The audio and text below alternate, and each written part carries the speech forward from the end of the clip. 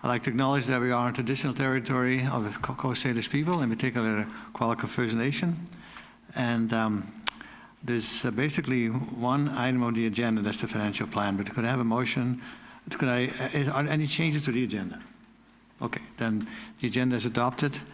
And then staff reports. And Ms. Varela, just go over the format, as we're going to have several speakers. And do we entertain questions, comments for every speaker, or after everyone has spoken? What's your plan? Thank you, Your Worship. So the Director of Finance will walk Council and the public through the presentation. Then the directors will report on each of their section in the preliminary draft financial plan. And then if Council and or the public had questions after all the presentations, that would be great. Good. Thank you. Mr. Hare, you have the floor. Thank you, Your Worship. So the purpose of today's Committee of the Whole is to provide both Council and the public with an understanding of the cost pressures and contents in the 2024 preliminary draft financial plan, and to seek public and Council feedback following the presentation of materials. As there is a large amount of material, as we had talked about, we would request that questions be saved until the end of the presentation. There are printed copies of the preliminary financial plan available for those members of the public who wish to follow along, in case you don't already have a copy of the financial plan. The updated format of the detailed 134-page financial plan document marks the second year of a multi-year process in working towards achieving the Government of Financial Officers Association Distinguished Budget Presentation Award. To earn this award, budget documents have to adhere to strict program criteria and excel as a policy document, a financial plan, an operations guide, and a communications tool. These efforts highlight Council and staff's commitment to providing transparent and high-quality budget and reporting documents, and 2024 will see significant strides being taken towards achieving this award in future years. As the draft version contains some structural errors, including grammatical and punctuation and formatting, these errors are considered to be minor in nature and not material to Council and the public's consideration of the plan content. So it's important, but it is important to note that this preliminary draft of the financial plan is subject to Council decision making. So today's Committee of the Whole is the first of 2 public engagement meetings. The next meeting will take place on January 24th at 6 p.m. to allow those members of the public who couldn't make it here today another opportunity to hear the financial plan information and provide feedback and comments. Corrections and content adjustments resulting from Council direction provided up to and including the first reading of the financial plan bylaw, which will take place on February 7th, will be incorporated prior to the second and third readings of the financial plan bylaw on February 28th. So at this time, Council and the public will both be reviewing a refined and polished version of the financial plan document. In addition to providing comments in person at the Committee of the Whole meetings, we welcome comments and questions by email as well, in case something comes up in your review after the meeting.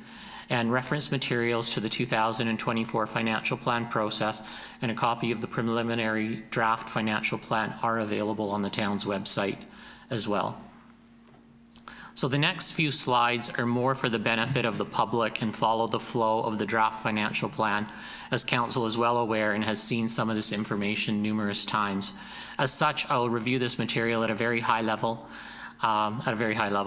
Page 8 of the financial plan highlights community characteristics for the town in terms of its livability, industry, employment, and population information. Next slide, please. Governments in the town is provided by Mayor and Council. Currently, Mayor and Council are elected for 4-year terms. The current Mayor and Council were elected in 2022. The Chief Administrative Officer reports directly to Mayor and Council and leads a team of dedicated employees responsible for recommendations and policy advice to Council and coordinating the day-to-day operations of the municipality. Strategic planning is a core responsibility of Council. It is fundamental to good governance.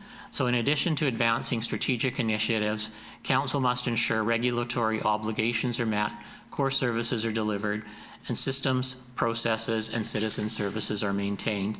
Council adopted its strategic plan for 2024 to 2028 in December 2023, following 2 public strategic planning sessions held on November 10th and November 15th.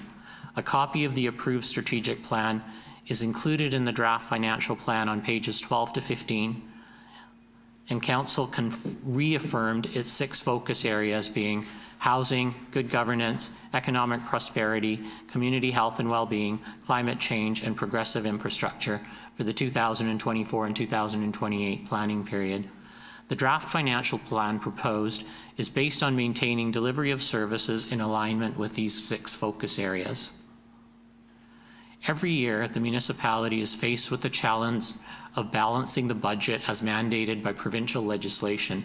This means that the annual expenditures in the operating budget must be equal to revenues.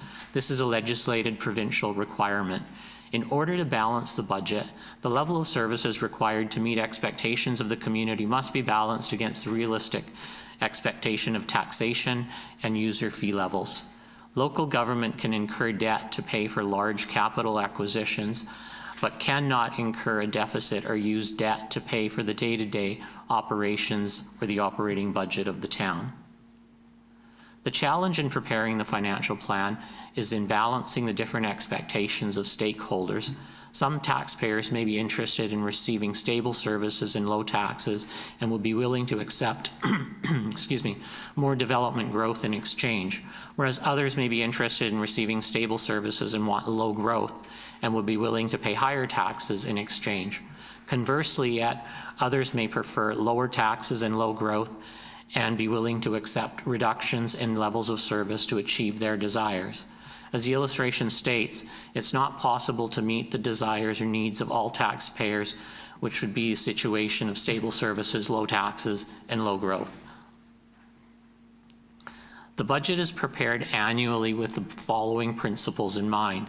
First and foremost, fiscal responsibility. The budget is built with a long-term view in mind. This ensures priorities are pursued in a financially sustainable and resilient manner and consider external economic conditions. In terms of affordability, the town aims to keep property taxes, utility fees, and other user fees affordable. Each year, revenue sources are reviewed with affordability in mind. Comparison with other local governments are reviewed to provide context while understanding unique local circumstances. The use of surplus and reserves. Reserves are used to smooth out volatility and provide funding for future projects and infrastructure replacement. In terms of debt management, the town takes a careful and strategic approach to debt management. Some debt servicing is anticipated as part of the future long-term asset replacement plan process, and taking on debt also allows for intergenerational equity for longer-term projects. Maintenance of assets in an appropriate state of repair. Maintaining core infrastructure and amenities in an appropriate state of repair is critical to the long-term resilience of the town.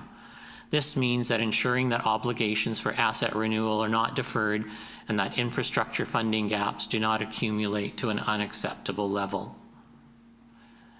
Go to the next slide, please. Thank you. The following factors are taken into consideration in each year in preparation of the budget. So inflationary pressures faced by local government are different from the Consumer Price Index, which reviews a basket of goods for a household. The items used in providing local government services are quite different than those consumed by the typical household, and therefore the pressures impacting local government costs can be quite different than the CPI. Wages and benefits costs. The town has a contractual obligation based on the collective agreement which drives annual wages and benefits costs. In terms of workforce planning, the organization capacity reviews are done on an ongoing basis to ensure human resources capacity is being used effectively to provide services required or expected by the community. Recommendations are made to council to keep human resources aligned to meet service level expectations. Fees and charges are also reviewed annually to help keep fees current and inform the budget process cycle. The municipality faces a growing infrastructure renewal requirement. An asset management replacement plan which identifies The infrastructure funding gap is in its final stages of development and will be presented to Council in the first quarter of 2024. Strategic initiatives, operating budgets, and studies are developed through the strategic planning process and the budget process. Strategic initiatives are funded through the Strategic Initiatives Reserve and through available grants. Commencing in 2023, a $250,000 contribution is made to the Strategic Initiatives Reserve annually, and strategic initiatives are funded from that reserve. In prior years, this contribution was used to fund operating projects. Operating projects going forward will be funded through the previous year's available accumulated surplus, subject to Council approval. In terms of financial stability is key to the health of the community. Implementing a framework is key in mitigating and managing overall risk, meeting the challenges of infrastructure investment, and providing effective levels of service for assets and operations. The financial framework for the town includes the OCP, which is the community's vision for the town. Then the town's strategic plan is the path by which the community's vision is advanced. The strategic plan identifies focus and strategic initiatives in support of the community vision. Through the budget process, Council allocates resources for these priorities through the financial planning process. Staff reports out on progress through quarterly and annual reporting processes. The financial framework for a municipality is quite different than that of a typical household. For some households, financial stability might be comprised of addressing daily lifestyle maintenance, so it might be about covering rent, food, entertainment, clothing, travel, and medical costs. For others, the outlook might be more about the long-term and include paying off mortgages or selling a business for retirement funding. For municipality, financial sustainability is about being mindful of the financial well-being of future generations. You want to ensure that future generations will be able to continue to receive and enjoy the same level of services currently being provided without being saddled with the responsibility of facing unreasonable cost increases to continue to receive those services. The framework is a key factor in managing overall risk, meeting the challenges of infrastructure investment, and providing effective service levels for assets and operations. This is another slide that Council has seen numerous times, and it provides context to the types of services a town provides, which range from road maintenance to maintenance of sports fields and other grassed areas to maintenance of town hanging baskets and planting beds, etc. Services provided by the town will be discussed in more detail as the directors review their service plans later in today's budget presentation. This illustration also identifies services that the town does not provide directly but contributes to, such as policing, garbage, organics and recycling collection, regional parks, Vancouver Island Regional Library, and public transport.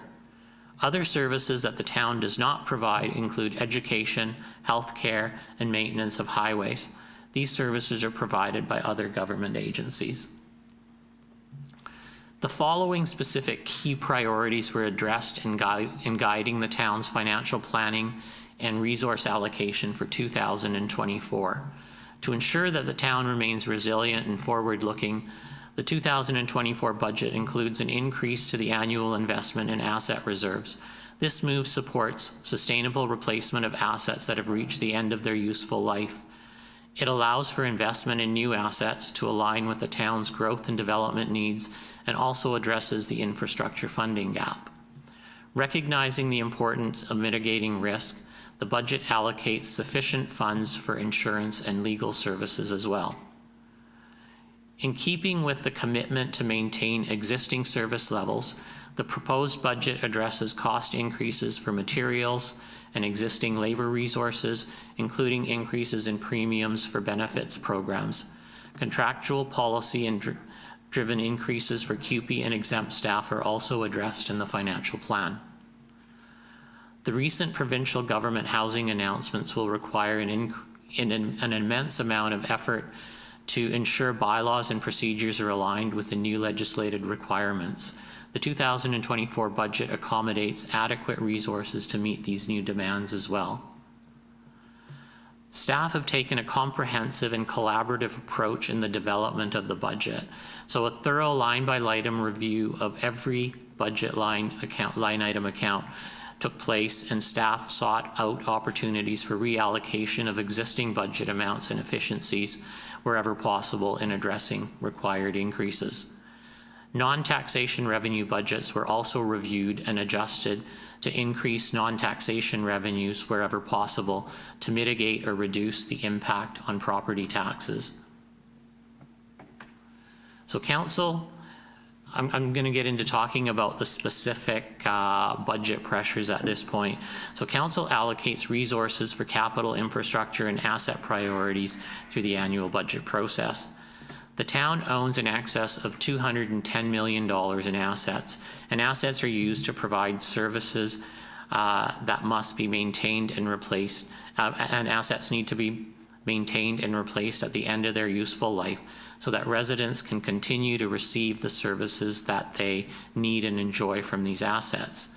The renewal and replacement of assets is funded primarily through the Asset Replacement Reserve. The annual contribution to the Asset Replacement Reserve is not sufficient to address the sustainable renewal of renewal and replacement of assets. So this means that not unlike most municipalities across Canada, the town has an infrastructure funding gap it must address for sustainable replacement of its asset infrastructure. The town will be bringing forward an asset replacement financing strategy, as I'd mentioned earlier, in the first quarter for council consideration on how to address the gap in future years. In the interim, an increase equivalent to 1.5% of the previous year's taxes is included in the budget to continue to address the asset infrastructure funding gap.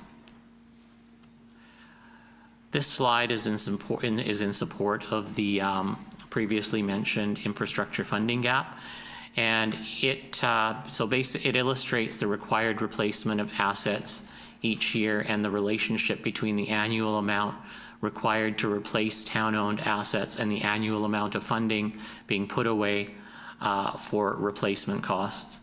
The stacked bars represent the capital expenditure required each year to replace assets at the end of their useful life. The different colors of each bar represent the asset category in which replacement spending will take place in each of the next 5 years. The horizontal brown line across the top of the graph represents the annual average cost of replacing asset infrastructure over the next 5 years, which is about $5.2 million per year. The horizontal blue line just below it indicates the amount of money annually put into the asset replacement reserve, which is about $2.6 million per year. The difference between the two lines represents the gap in funding for sustainable infrastructure replacement, which is believed to be about $2.6 million per year.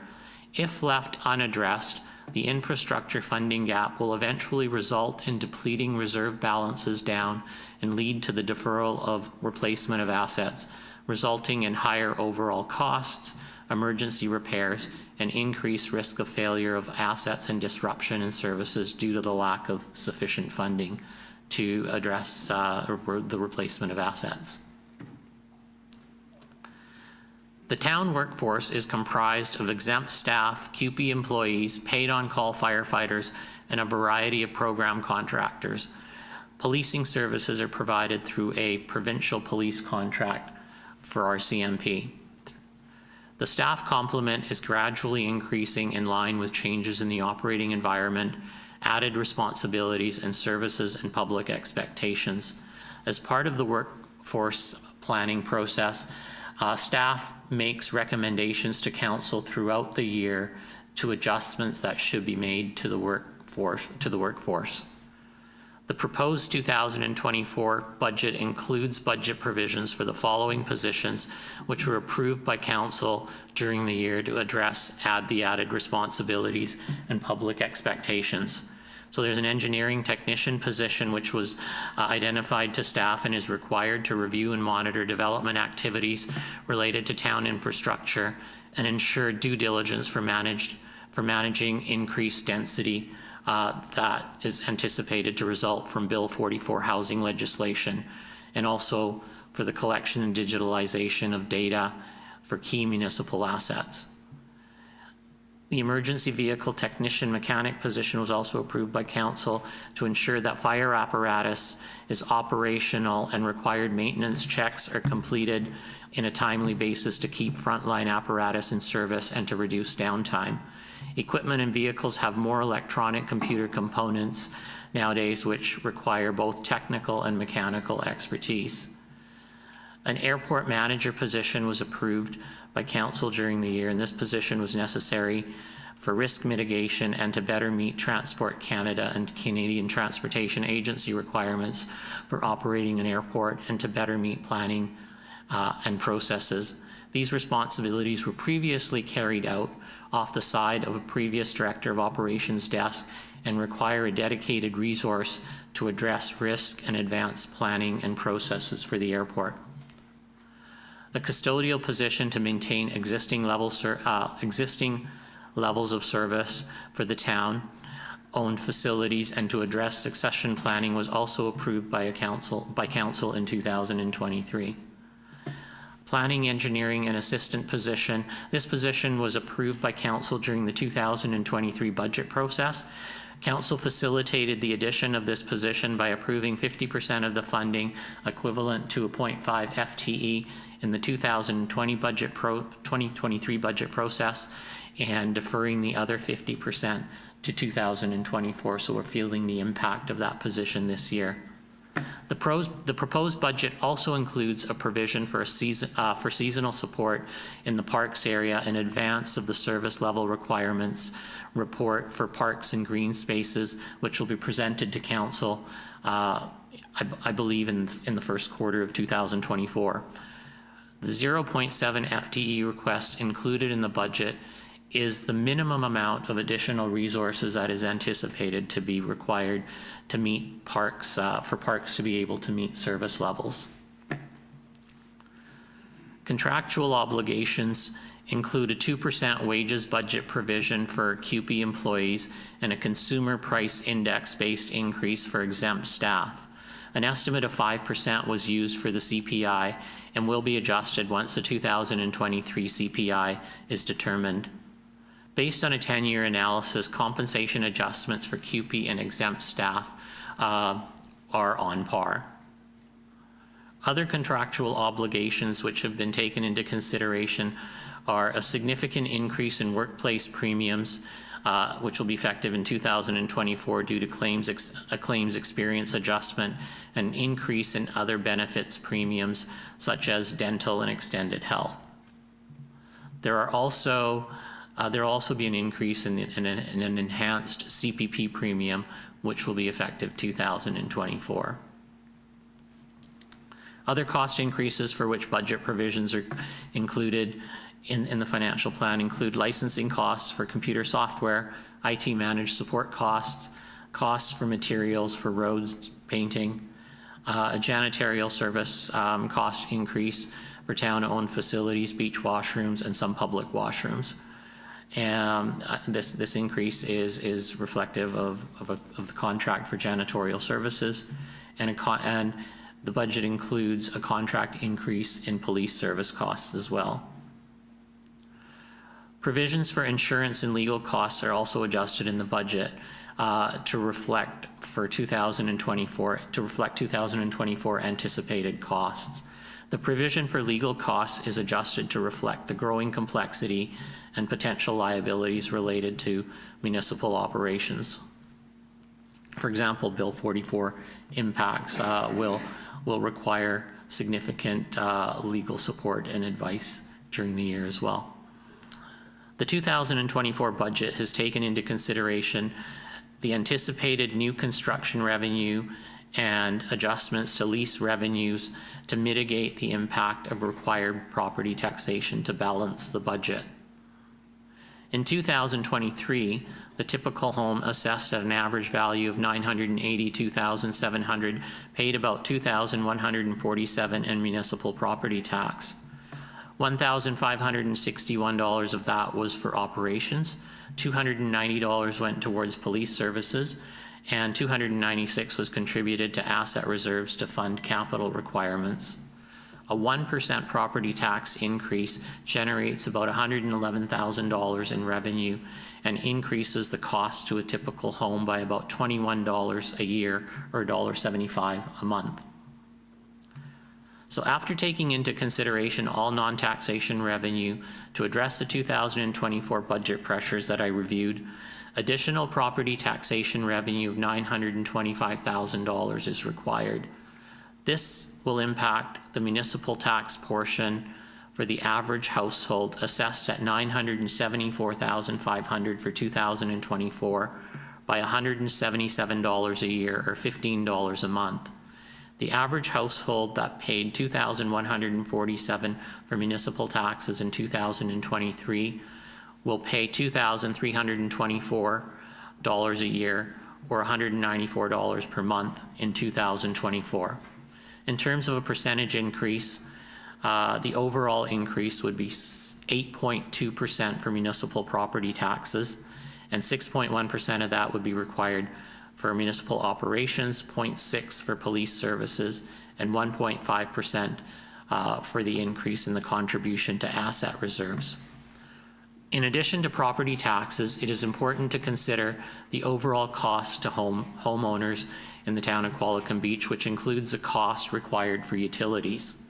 In 2024, for the typical single-family home in Qualicum Beach, fees for utilities, which include water, sanitary sewer, and solid waste, increased by $30 a year. When the increase for property taxes and utilities are combined, there's an overall increase to the typical family household of $207 per year, or 6.5% over 2023 for municipally provided services. Other Vancouver Island municipalities are coming in with similar pressures in the 7 to 10% range for the municipal property tax portion. A note of caution to keep in mind when comparing the percentage increase to other municipalities is the context of a 1% increase. So for example, a 1% increase for the city of Nanaimo generates $1.4 million in additional revenue, whereas a 1% increase for the town of Qualicum Beach generates $111,000 of additional revenue.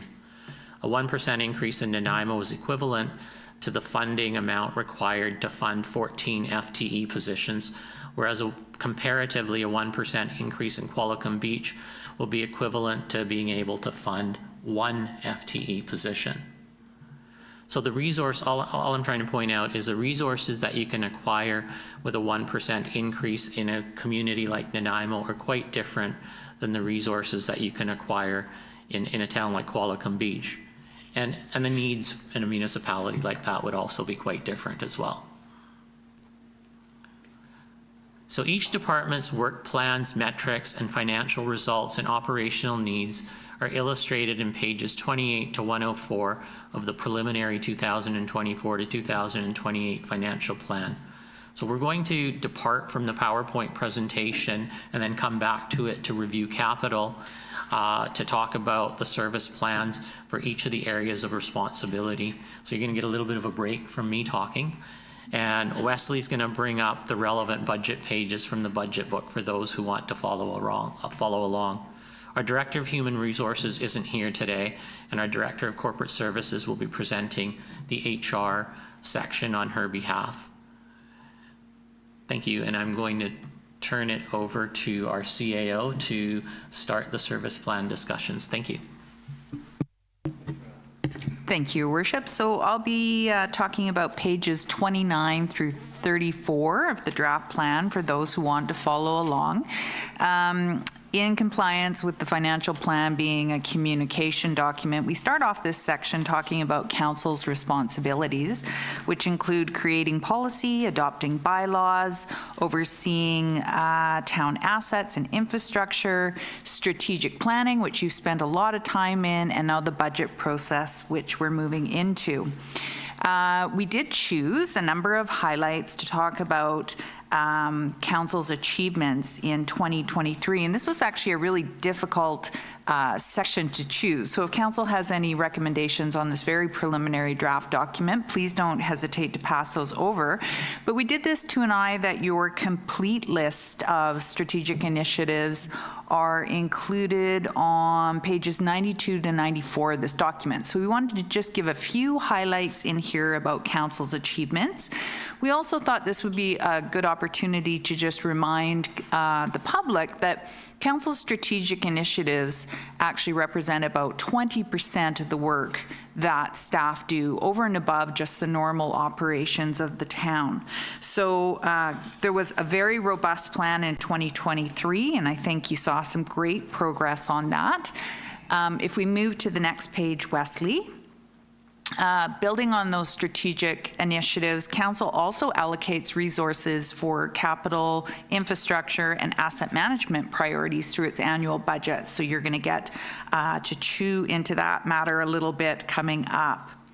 I think on the next page, in addition to all those meetings that council has, all those responsibilities that I mentioned, into your budget process, council also, over and above that, also fulfills liaison roles. And so this year, which is different from last year's document, we actually listed those because we realize how much time and effort council puts into those roles. So that's a new addition from last year. Again, after this meeting, any comments or suggestions council might have for how this section could better reflect what you're most proud of, we're welcome to take those comments. Next page is into the Office of the CAO. Again, as a communication document, we talk about the unique role that is the CAO position. So the CAO being responsible for the overall administration of the town's departments and providing leadership and direction to the fabulous senior leadership team, many of who are here today. This really speaks to the idea that council has one employee. So it's that one employee model. I think this with this sense of humor, I always say I have a lot of bosses and a lot of employees. So it's that connection between the governance and the operational realms that I have the honor to serve as. So consider myself very lucky. Key policies and plans, we have the OCP, the council's procedure bylaw, council's standard of conduct, and the anti-bullying and harassment policy.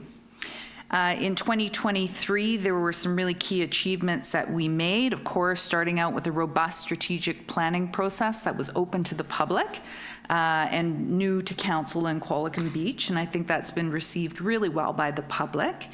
We're doing a much more robust presentation of budget for the benefit of both council and the public.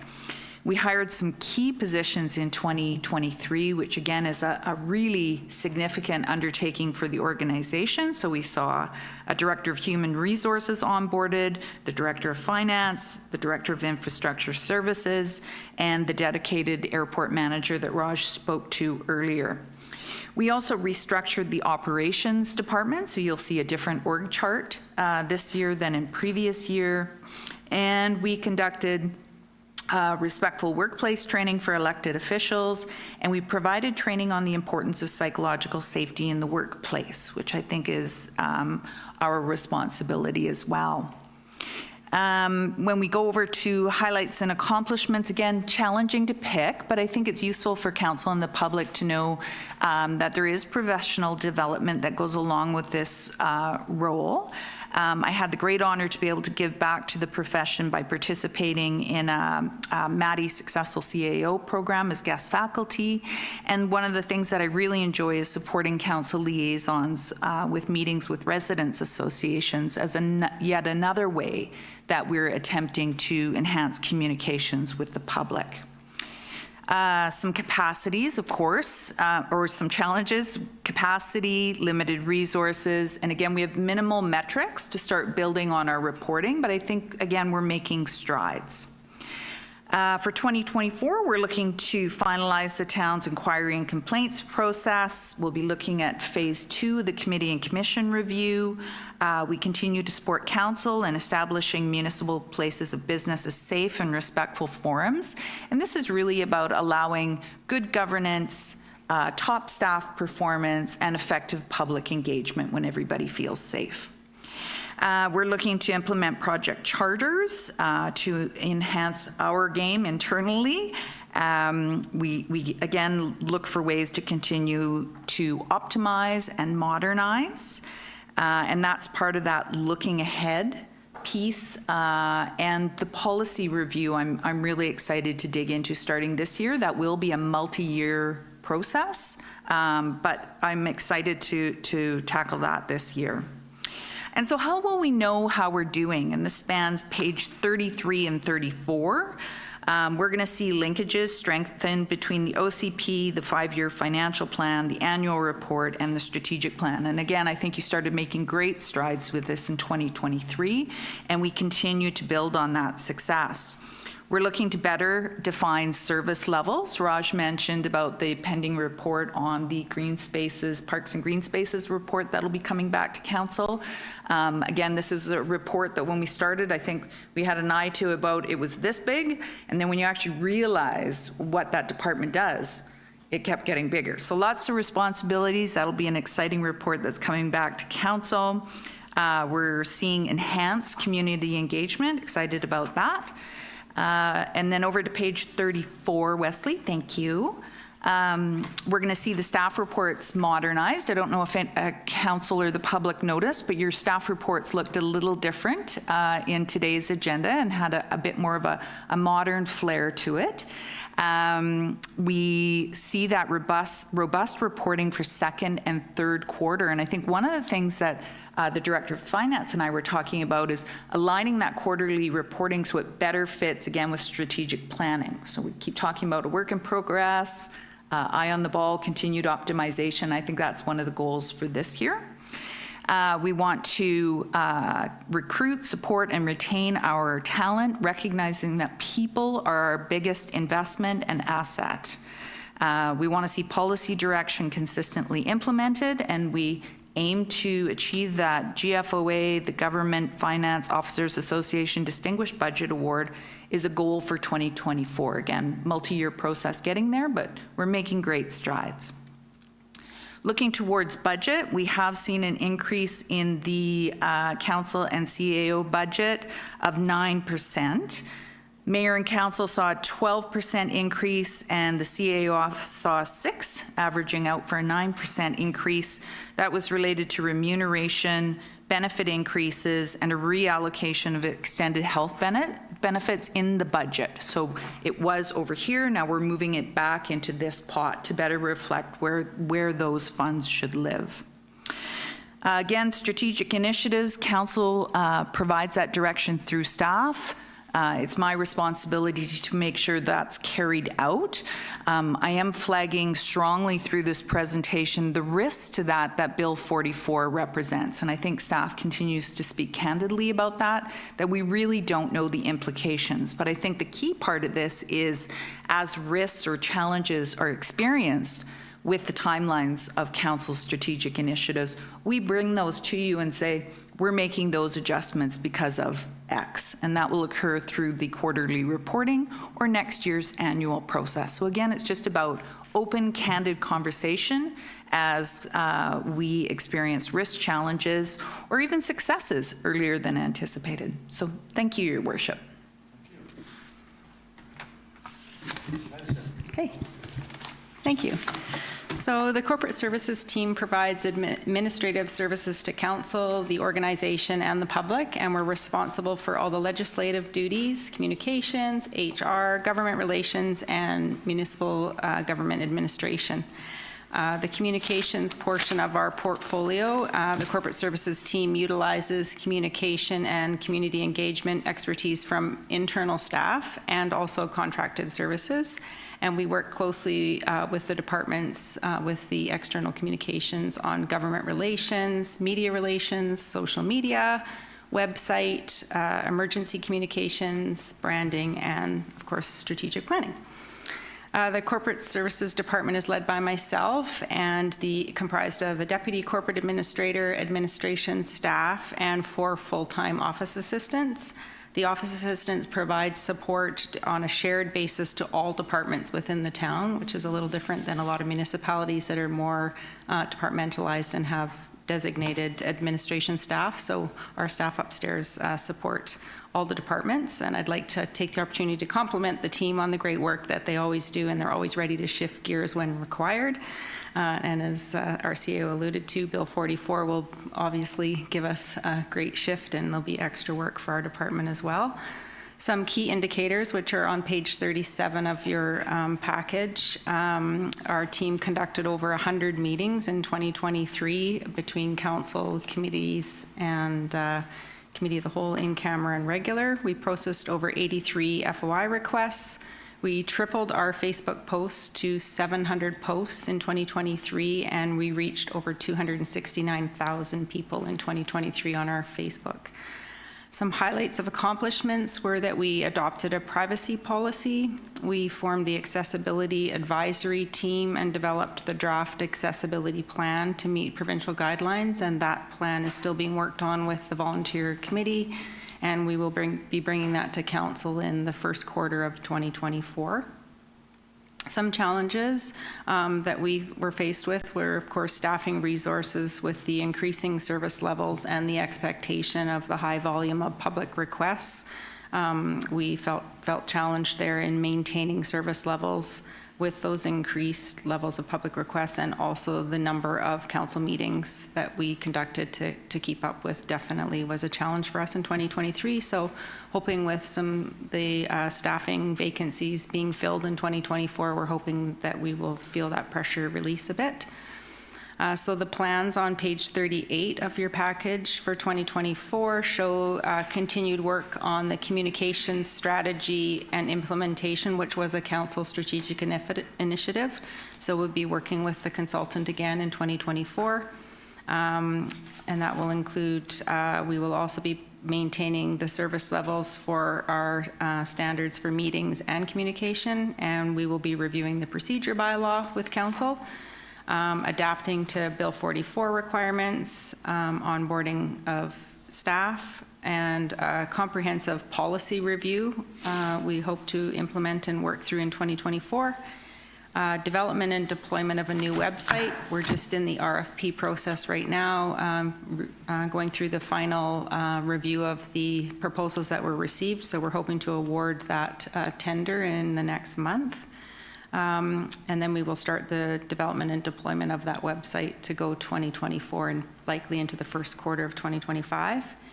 And then the internal deployment of a communications tracking system. So the overall increase budget is forecasted to increase by $101,000 in 2024, which results from increases from remuneration, benefits, legal fees, and insurance. So if there's no questions, I'll move on to the Human Resource Department. On behalf of Director Agnieszka Warzybak, she's off right now. So the HR department provides leadership expertise to ensure the town remains a competitive employer. Key priority is to foster a culture which attracts and retains excellent staff to ensure taxpayers, business owners, visitors continue to receive a high quality of municipal service. Our employees are, of course, the town's most valuable resource and are at the core of everything that we do. So the HR department is a service department to all other departments, providing internal support, including career opportunity, employment relations, labor relations, occupational health and safety, employee training and development and wellness, organizational planning, employee recognition and engagement. So key policies and plans for 2024 are to work on the respectful workplace policy, and we have a training session starting on that actually next week. CUPE collective bargaining process will begin in 2024 with negotiations in 2025. The contract expires in next year, first quarter of 2025. So we'll be starting those bargaining processes this year. And training and development, an annual plan, something that the staff has wanted for a long time, so that's a key initiative for 2024. So as I mentioned, the department is led by Director Agnieszka Warzybach and is supported by the HR Safety Coordinator, Emma Hart. And some key indicators, I won't read them all, but on page 41 of your package, in 2023, the HR department enhanced its service levels with a focus on compliance of workplace BC regulations and employee and labor relations and training and development, and the hiring of the HR and safety coordinator at council's commitment. So the key levels were they recruited for 25 positions in 2023. So that wasn't 25 new positions, but 25 positions in total, either people leaving and replacements, and then new positions, seasonal and full-time. They conducted 4 external training sessions for staff and 1 internal training session. And on page 42, it shows some further highlights, which we increased the HR service level positivity impacting labor and employee relations. We completed an accident and injury reporting process. We began the health and safety program, and we laid a strong foundation for training and development and staff engagement initiatives for 2024. Some challenges that the department sees forthcoming are the retirement of long service employees and the lag in replacement and transition of those positions. The potential significant turnover with town over the next 5 years with just the aging of our employment complement, and staffing resources for increasing service level expectations and needs. And lastly, attracting top talent and talent retention. We find when we go out with a posting, a lot of times we're competing with other municipalities that are close by and competing for the same positions. So plans for 2024 are the development of a succession planning program to deal with that, the issue of the potential of retiring employees leaving and retiring, the development of a workforce and leadership training program, and enhancing the safety culture by placing a strong emphasis on injury prevention and implementing an effective return to work program to see if we can't bring our WorkSafe numbers down. So the HR department budget is forecasted to increase by $134,800 as a result of the new HR and safety coordinator position and an increase to wages and benefits.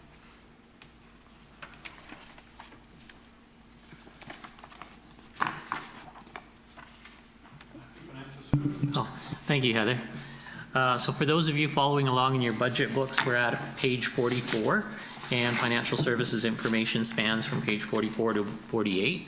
So the finance team is responsible for the overall management of the financial affairs of the town.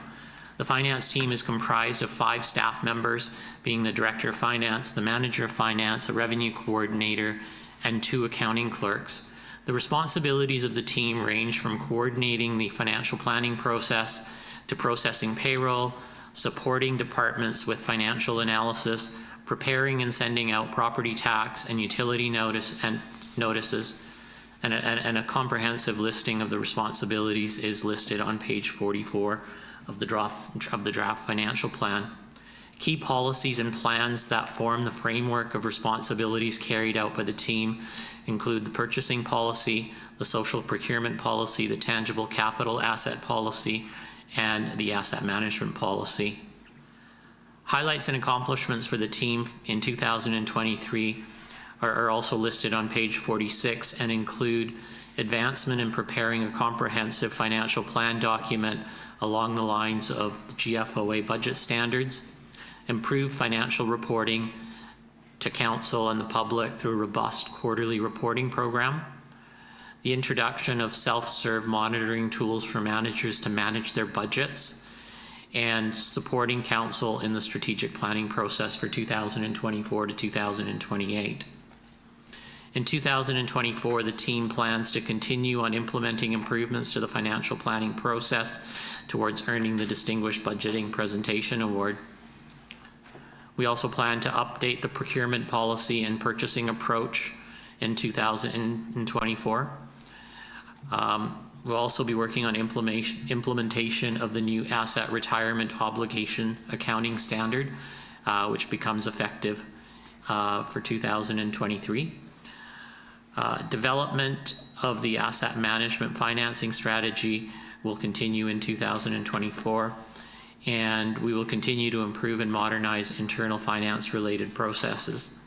The finance services operates on an annual budget of about $668,000, which increases from the previous year are primarily comprised of contractual obligations for wages and benefits. So the next section of the budget book is fiscal services, which is also the responsibility of financial services. So activity in the fiscal services area is primarily comprised of corporate investment earnings, reserves, and grant transactions and interfund revenue transfers.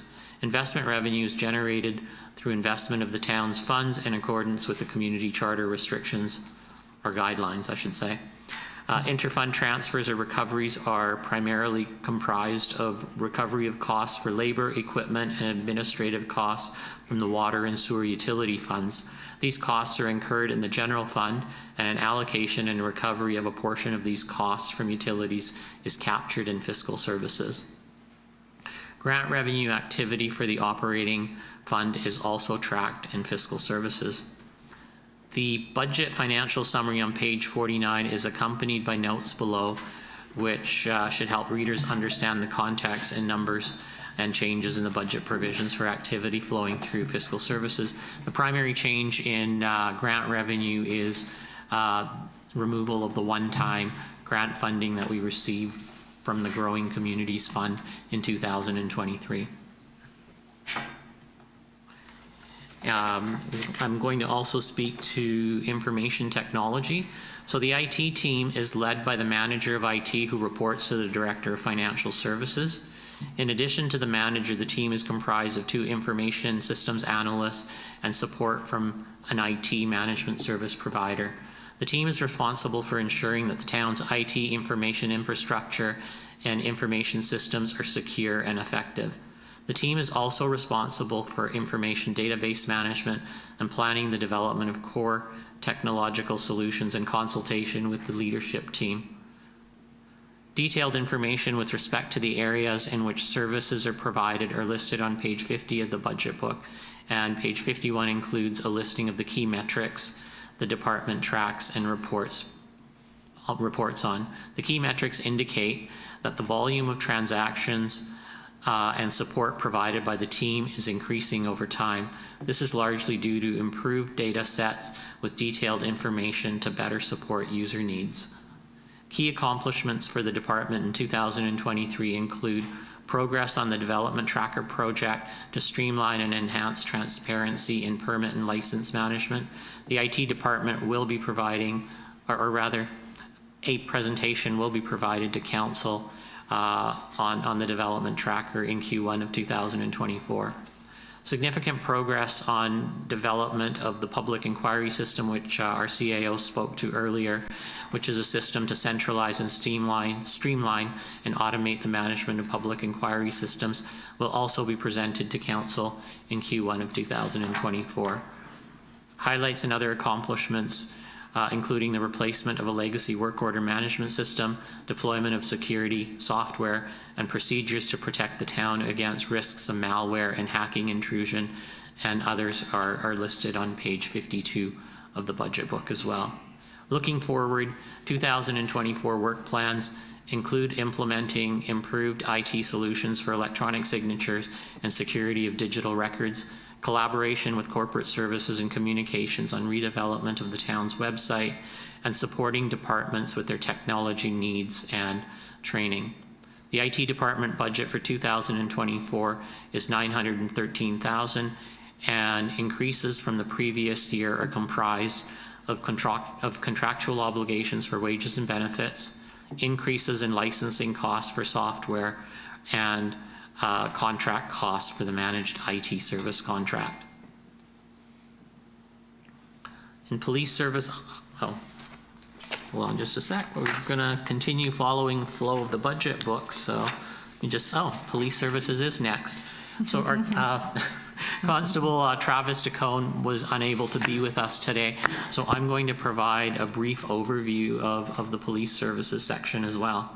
So members from the Oceanside RCMP, sorry, I already spoke to that part of it about Constable DeCone not being here. So police services are provided by the RCMP to the city of Parksville and Qualicum Beach and surrounding region out of the Oceanside detachment. Services provided include frontline policing, which deals with calls for service, traffic enforcement, bylaw, and protective policing initiatives and investigations. Community policing, which are volunteer-based initiatives that provide crime prevention programs such as Speed Watch, Block Watch, and fraud awareness. Detailed information of the Oceanside's detachment services, successes, and challenges are also included on page 57 of the budget book, so I won't go through them in detail. The detachment is comprised of 38 regular members and is supported by 8 public service employees and 2 municipal employees and a civilian member. Details for police service department structure and initiatives are included, as I mentioned, on pages 56 to 58 of the budget book. The town's contract for police services includes a financial contribution towards 8 full-time officers and a prorated share for civilian support. The overall budgeted cost for police services for 2024 is anticipated to be $1,521,000, which reflects an anticipated increase in costs of 2% from the previous year. With that, I'm going to turn it over to fire services. Thank you. Good afternoon, Your Worship and Council. Chief Cornell sends his regrets. He's out of town on work. Having said that, I'll plow through as best I can here for you.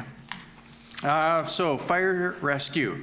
As you know, our services that we provide are fire prevention, suppression, emergency pre-hospital medical care, a multitude of other rescue services, all of which require a vast amount of training to maintain our competencies. The fire department presently consists of 4 full-time members. As of today, 31 paid on-call members and 1 part-time administrative assistant. We managed through 2023 to respond to 310 calls for service, managed 400 fire inspections, and approximately 5,700 hours of training for our members over that time.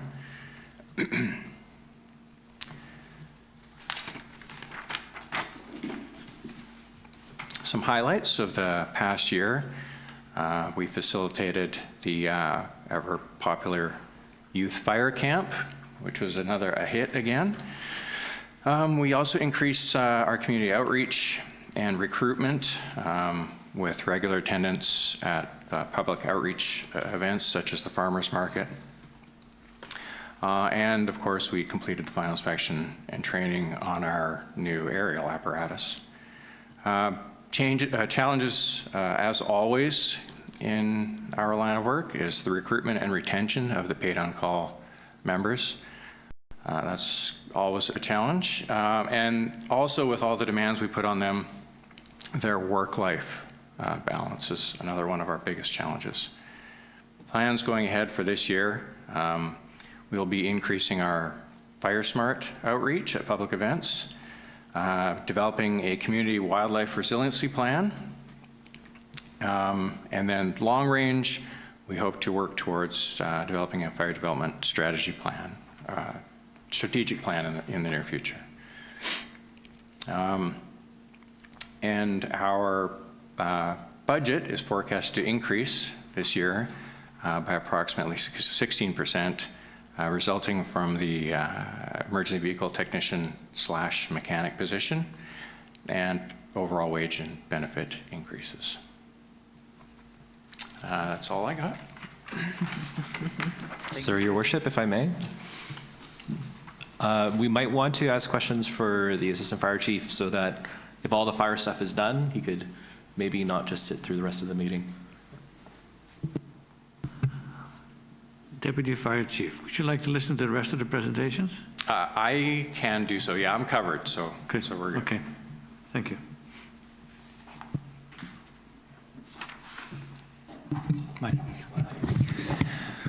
Thank you, Mayor Westbrook.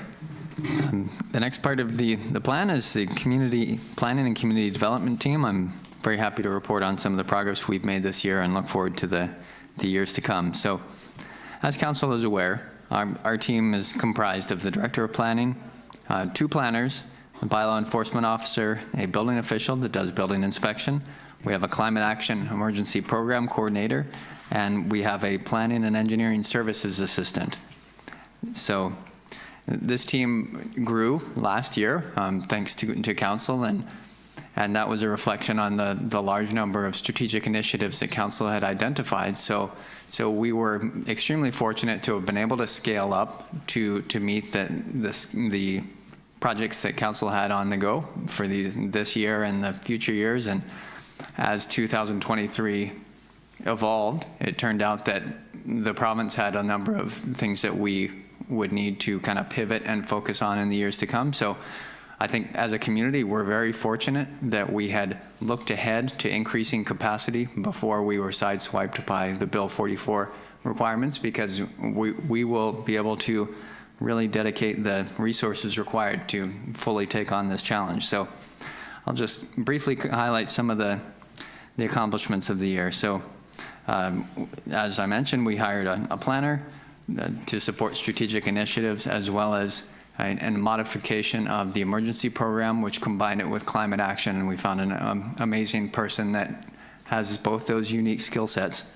We have administrative staff support that can focus on the tree protection bylaw, as well as supporting the planning department and engineering department.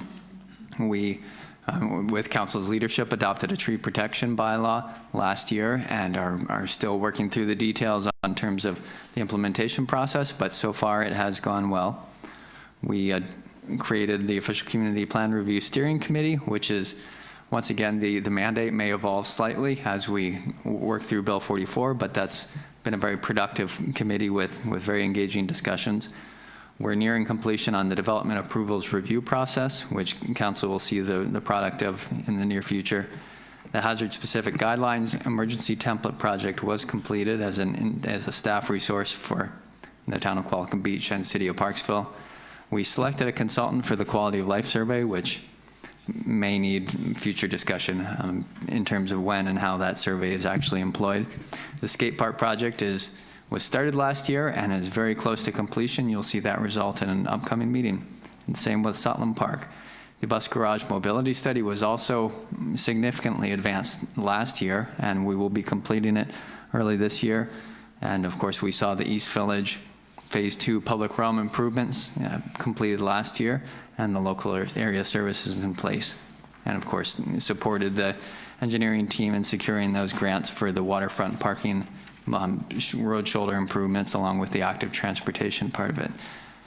Looking ahead to this coming year, as we mentioned, Bill 44 has been and will continue to be a challenge, and has resulted in a dramatic rewrite of the planning department 5-year work plan. So we will be continuing on with those discussions for a while. We're in the 2nd year of the tree protection bylaw, essentially, and what that has meant is that the one tree that people were allowed to remove last year without going through permits, they've already taken down that tree last year. So we're seeing a significantly higher number of people who are coming in with permits. And one thing I would commend our population is that they're very honest when they have removed a tree in the last year. They're not trying to do anything under the table, and they say, yes, I removed a tree and I need to apply for a permit. How do I do that? So kudos to the honesty of our population. So we will see, probably other appeals coming forward. Bylaw enforcement is an area where there is some, continuing concern in terms of the capacity to meet council's expectations. So that's not necessarily a red flag at this point. It's just noted as a challenge as we move forward to this year and future years, in that we have one bylaw officer and probably 7 bylaws officers worth of requests for service. So clearly, overall, I think we're all quite satisfied with the bylaw service in the town, but there's sometimes a gap between expectations and the ability to deliver. So the budget in the budget, as you see it before it today, is forecast to increase by 16%. The primary reason for that is that the wage impact of that planning and engineering services assistant position, which was added last year, but only half of that was incorporated into last year's budget. The second half will be incorporated into this budget, so that's the most significant cause for the 16% increase. And there is as well the corresponding wage and salary increase that is organization-wide. So of course, there are a number of strategic initiatives which we've talked about many times in the past for the next 5 years, and we will talk about them again. So I won't go over that again, but if there are any questions, I guess we'll take them at the end of the process. Thank you.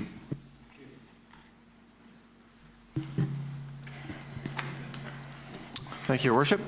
The next up on, I believe, page 73 of the financial plan, or page 78 of the agenda, is municipal operations. Municipal operations is responsible for construction, replacement, and maintenance of all municipal infrastructure, and all of that has a current replacement value of $300 million. The division is based on several different departments that provide all these services, and those departments include transportation, drainage, parks, facilities, airport, and then the 2 utilities, sewer and water. All of this is proposed to be done with this year 40.1 staff, including our seasonal and summer students. Some highlights from 2023, as much as I'd like to get into a lot of details, because I feel like our operations department, a lot of what we do, nobody ever sees, except when there's a snowfall and you see those lovely plows going around, but you see our white trucks going around, but you don't see the great things that they're doing, whether it's fixing a water main or taking a tree down that's a hazard, and all these great things that we do that we just go out and do on a day-to-day basis. So I'll just touch on a few things that maybe some people don't know is we do smaller capital construction projects. And so this year we did a great project up on Miraloma where there was a drainage issue that we fixed with some pipe and some innovation, and we'll be able to extend the life of that road. We also did a replacement of a head wall on Hoy Lake, which is the main access to that subdivision, which is great. And it looks amazing if you have a chance to see it, just the construction that we did as well as the materials. I'd also like to point out some of the, related to the age-friendly transportation plan, but just general improvements in our municipality is we're constantly out there as staff, and we always invite the public and council to let us know if they see anything for tripping hazards, whether it's on trails or sidewalks. And so we're always out there fixing those as soon as we identify them, and recognizing if they're an issue, if they're large enough or not. And so we've done a lot of that, as well as we replaced the wooden stairs at Grannon Creek with some amazing stairs there, which should last for many, many decades. And we also have put in some RRFBs, which engineers, I have no idea why they called it that, but rectangular reflective flashing beacons. So what that is pedestrians able to control crossings, so making it a lot safer. So you're putting on these amber lights that are flashing at the behest of a pedestrian or cyclist who comes to that crossing. And we've put in several of those, as well as some crosswalks along 19A and throughout the community, and just generally doing improvements every year, year by year. And in 2 weeks, we'll be able to talk about that again with the age-friendly transportation plan update. Some challenges we have, frankly, and Human Resources spoke a bit to this, is attracting and retaining qualified staff, especially in operations where we do have that aging workforce. So we're trying to blend in those summer students and those seasonal workers, especially on the harder labor things that we do, where someone's going to spend 8 hours a day digging or whatever it might be, to make sure we're taking care of our staff. We also are here to support our finance department with asset management coming up this year, and then the implementation, which we're very excited to get preventative maintenance programs in place to really take care of our infrastructure. Some highlights for 2024 are implementing and updating that age-friendly transportation plan, completing the park service level review, and then implementing its findings and implementing those efficiencies, but also looking at those levels of service that we have. supporting completion of an asset management plan, as I just mentioned, and delivering of the capital program. And last but not least is infrastructure planning for Bill 44, which I will leave it to Luke to speak more intently to that in the future, but thank you very much. Thank you. Back to you, Mr. Hardy. Thank you. We're going to go back to the PowerPoint presentation and speak about the capital budget. So I believe we're at about slide 29, Wesley. Thank you. So the town's capital program is categorized into 5 major categories, being transportation, drainage, facilities, parks and trails, airport, and vehicles and equipment replacement, or vehicles and equipment. So over the next 5 years, the town is anticipated to require about $37.2 million to replace existing assets and plans to invest $7.9 million in new assets for a total anticipated investment of $45 million in assets over the next 5 years. It is important to note that this is a 5-year financial plan for capital, and at this point in time, by approving the financial plan bylaw, council will only be approving or will only be providing approval for projects that are in the 2024 year, some of which may be still conditional on successful securing of funding sources such as grants. Projects included in the outer years 2025 to 28 are a reflection of the capital projects planned in those years at this point in time. However, no spending is being authorized on those projects at this point in time. Since the financial plan bylaw is approved annually, the required expenditures for 2025 and plan for outer years 2026 to 29 will be subject to council approval as part of the subsequent year's budget processes. All projects planned for 2024 to 2028 are listed in pages 113 to 119 of the proposed financial plan. A discussion of every single project would be extremely time-consuming and is beyond the scope of discussion at this meeting. If, however, you do have any questions or concerns regarding any of the projects included, I or a member of our team would be happy to address and review them with you in person or by email. Projects which are significant in scope, however, have been identified and are included in the next few slides following this one right here. So, in transportation, significant projects for 2024 include the Bay Street slope stabilization and the Highway 19A ditch infill, parking, and bike lane project. So the replacement of the Bay Street Road and utilities infrastructure is designed to address slope stabilization.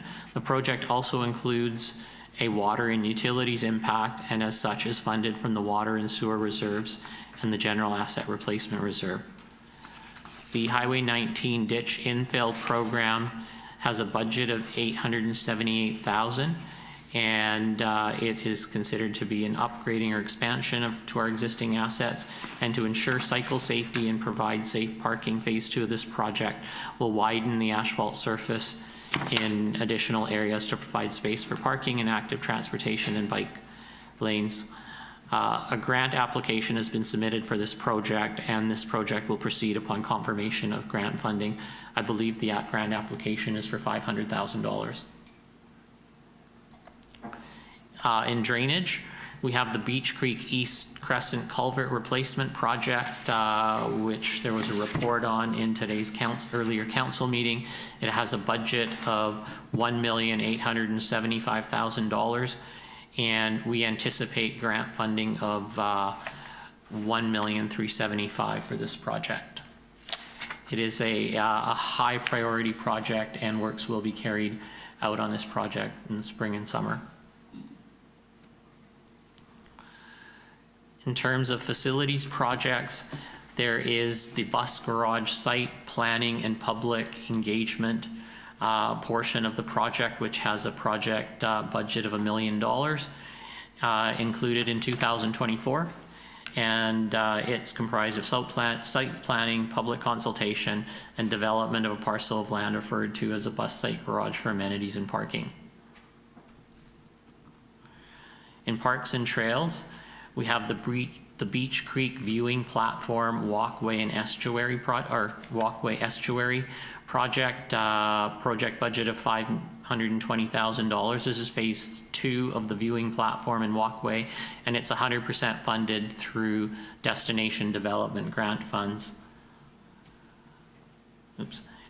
And pickleball courts have a budget of $170,000 in the 2024 budget, and this is a provision for the development of pickleball courts, and it's comprised of the town provided land and an $85,000 contribution from funds raised by the Pickleball Association, with matching funds to be provided of $85,000 to be provided through the town's Growing Communities Reserve Fund. In terms of significant projects at the airport, we have a loader complete with a snow blower and blade attachments with a budget of $898,000, and it would be an upgrading and expansion project. The notes in small print down below that just point out that the budget book had identified this as a replacement project, and we'll correct that in the final version of the budget book. And this is a provision for the purchase of a new loader complete with a snow blower and blade attachments to improve snow removal operations at the airport. Currently, the town uses a farm tractor equipped with a farm snow blower, which is not suitable to remove large accumulations of snow. This budget provision is dependent on 100% grant funding through the Airport Capital Assistance Program. So it will be included in the 2024 budget. Staff will be submitting a grant application. If they're not successful, then we will not be progressing with this initiative. The aviation gas fuel replacement project, mentioned it here because of the amount. This is a project that was approved by council in 2023. However, spending and work will take place in early 2024. And it's comprised of the removal of an existing 20,000 liter underground aviation gasoline tank and replacement with a new above ground $30,000 liter gas tank. Project is required due to the useful end of life of the 20,000 liter tank.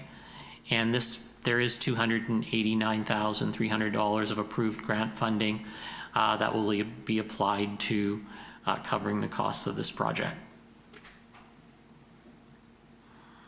In the Water Capital Fund, significant projects are comprised of the Rupert Road water looping.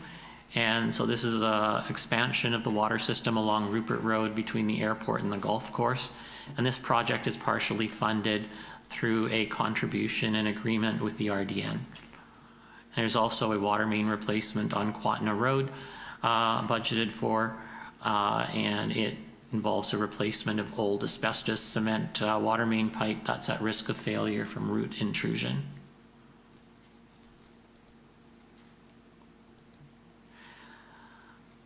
So capital projects, I'm just going to provide some additional information to council, are primarily funded through reserves. So for the replacement of assets, the asset replacement reserve in the general fund is the primary funding source. And then when we're investing in new assets, we use the asset investment reserve. And then the water reserve fund and the sewer reserve fund are used for funding capital expenditures within the water and sewer utilities, or if there are assets required in the general fund that have an impact on water and sewer utilities, we'll draw from funding from the water and sewer reserve fund as well. Other viable sources of funding for capital projects are the Community Works Fund, which used to be known as a gas tax fund. We receive $451,000 a year through the UBCM. And most of the funds that have been received for this program have been allocated towards paving type projects over the next 5 years. And then we have the Growing Communities Reserve Fund, which injected about $3.3 million into our reserves last year. So we've established a reserve fund for it. And this reserve fund is also allocated over the next 5 years. And I've got a few slides following this one, which show the allocation of that fund. And of course, we're always looking for grant opportunities for grant funding for capital projects. We can also use community amenity contributions for certain projects and development cost charges if projects qualify.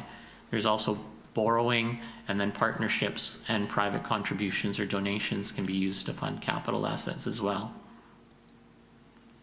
So in terms of the allocation of the Growing Communities Reserve Fund, we've currently allocated 3.3 million of the grant funds received to the following projects. There's the pickleball courts development in 2024, 85,000 of that reserve is allocated towards those. We've allocated $700,000 towards the skate park replacement in 2025. Then we've allocated $1 million towards the operations modernization of the parks and public works yards in 2025 and 26 budget. The project has a total anticipated budget of $12.1 million. We've allocated $600,000 towards Satlam Park improvements in the 2025 and 26 budget. The bus garage site planning and public engagement and construction project, we've allocated $800,000 in 2025 and 27. And then we've allocated $120,000 towards a new facility, a change room facility primarily to support park users, which would have an anticipated total cost of $620,000. In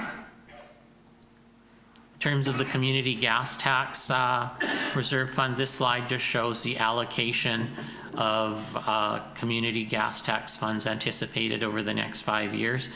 So we've allocated, you can see from 2024 to 28, the allocation to the paving program ranges from $250,000 a year to $600,000 a year.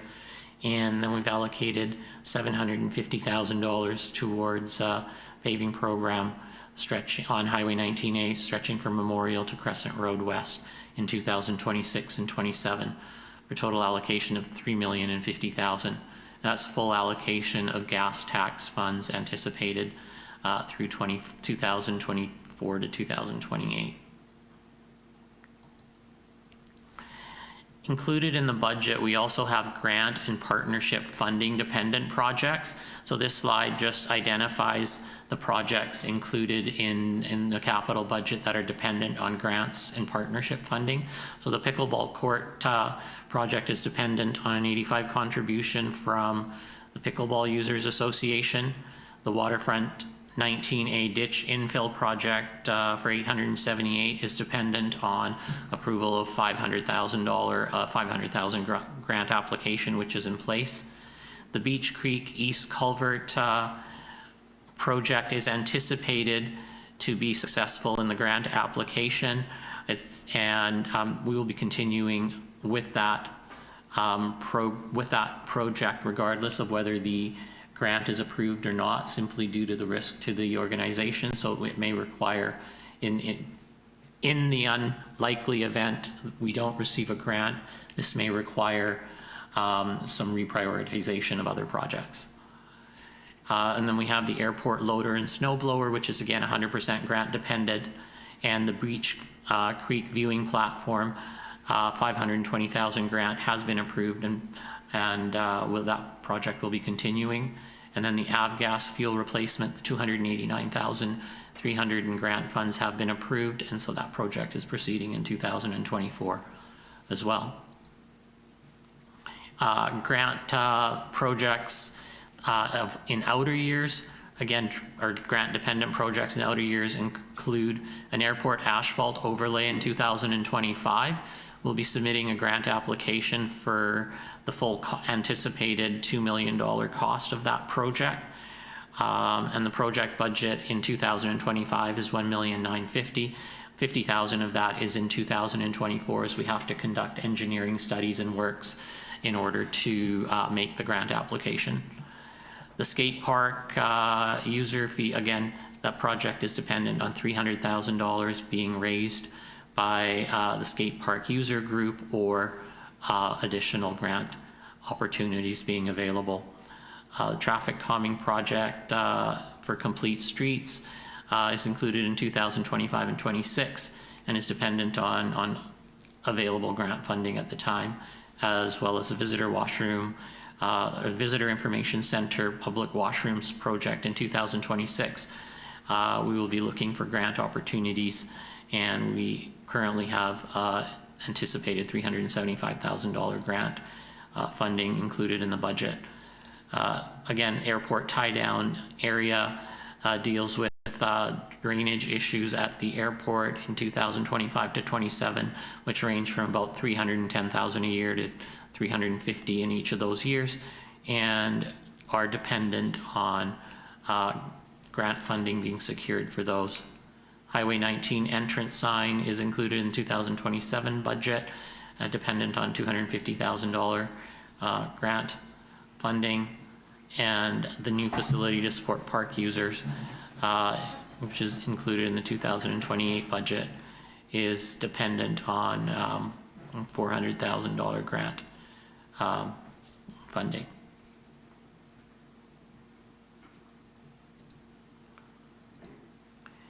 And next slide is an extract from the capital reserves projection, which is included on page 121 of the financial plan. And what this is showing is that over time, the reserve balances are generally declining. You can see that the total capital reserve balance is going from 9.9 million to 6.3 million.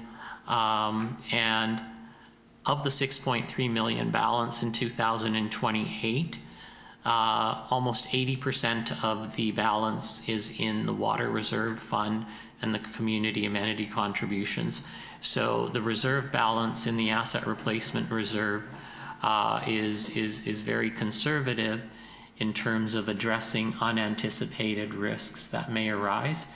That being said, I mean, this is after allocation of projects, so we do have the opportunity, or council has the opportunity, to reprioritize capital programs and expenditures as in future years if unanticipated events do occur. And the last slide here is the calendar for the financial plan, and so it's a recap of the budget timeline for this year's budget process. And as I had mentioned earlier, reference materials to all of the past meetings and relevant budget discussions to date are posted on the town's website. A copy of today's PowerPoint slides and the preliminary draft proposed 2024 to 28 financial plan will also be posted on the website. I believe actually they're already there. A second committee of the whole will be held on January 24th at 6 p.m. to provide those who are unable to attend today an opportunity to attend and ask questions. The financial plan bylaw will be introduced to council for first reading on February 7th. We request that final council direction for any adjustments to the budget be made no later than at the February 7th council meeting, and that will allow us time to incorporate them into a updated, polished version of this budget book here. Staff will incorporate council direction into the financial plan document and provide council with an updated and polished final draft financial plan at the time of the second and third readings of the financial plan on February 28th. The financial plan bylaw is anticipated to be developed by be adopted by council on March 13th, 2024. And your worship, that concludes the presentation, and staff would be happy to address any questions on today's budget presentation. Great. That's very well done. Great package, good illustrations, good examples, good narrative. Well done for all your staff. Thank you. Council, any comments or questions? Council Harris. I think I have about 13. So I'll go through a couple and then maybe just take a break and let other people go, and I have them written down, so it's fine. So I guess I should just do a few things. One, I guess just a moment ago, Mr. Hare, you mentioned in the PowerPoint that there's $1 million for the bus garage. And I'm assuming that was the $1 million that was for the underground parking. There's basically $2 million allocations that were basically doubled up recently, because one was allocated in a corner somewhere. And so just when we're looking at that $1 million, which of the two things is it for? Is it for the parking or is it for the upgrades on the site?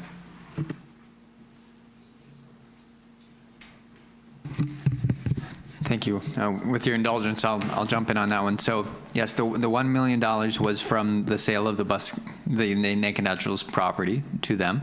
So that was dedicated by council at the time for amenities on or near the site. So it's not exclusively for parking, and there's a small degree of flexibility as to where that's allocated. And then the second pool of money is $800,000, which council allocated early last year in the 2023 financial plan. So the pot of money, the $1 million referred to earlier, is the Naked Naturals sale money. Okay. And the reason I'm just sort of asking is because we are looking at maybe doing something on the corner, but also looking at installing the underground parking. And I'm just wondering which of those two projects is coming first, because it sounds like we're spending the money in the next year. Thank you. Through the chair to Councillor Harrison. The plan for the bus garage property is being finalized. We will be seeing that plan coming to council and certainly this year, early this year. I believe there's a public information meeting being tentatively scheduled in February. So I think the phasing of investments on and near that site will depend on that plan, which will require approval by council. So I would say as yet to be determined, but the money has been allocated in case there is a project that the town is willing to move forward with this year. Otherwise, it would be carried forward to a future year. Thank you. Okay, thank you. Because obviously we sort of need to get if we're going to do underground parking, we need to do it at the start. We can't do it afterwards. Secondly, for the pickleball costs of $170, $85.85, I just want to double check, has that been checked by staff, or is that just a number that's been submitted by the organization? Thank you. Through the chair to Councillor Harrison. That was submitted by the organization and has not been confirmed by staff. So it might be useful if we're going to plan doing that this year to double check that number, just in case it goes a little bit higher. Because I know I've looked at some other recreational projects and the dollar values are, they tend to escalate quite quickly. Oh gosh, there's so many things. I'll just let other people go and then I'll carry on. Take one more. Okay, so I'm just going by page number. On page 39, there was a mention of the healthcare space, which we've been leasing out the former Fern Tree Center. Obviously, we wouldn't have an update in a public meeting because discussion of potential tenants would be an in-camera issue. But I was wondering if we could get an update, because it's been about a year and I'm not aware of anything advancing. If we can get an update maybe in the near future on where that sort of sits right now. Because it's been about a year, and it'd be interesting to see what potential uses have been mooted, if I may. Well, you're right. We'll report it on the in-camera meeting. Thank you. Councillor Vanderbilt. Yeah, it's not so much a question, just a comment, and again regarding the bus garage site. So, excuse me, this might be something for Mr. Sales to answer, but I'm wondering, there seems to be an assumption, excuse me, that there will be underground parking. Have other options been looked at, such as above-grade parking and perhaps with mass timber? Thank you. Through the chair to Councillor Harris or Councillor Vanderbalk. So there are options that would not have underground parking on the site. So council will have an opportunity to weigh in on that.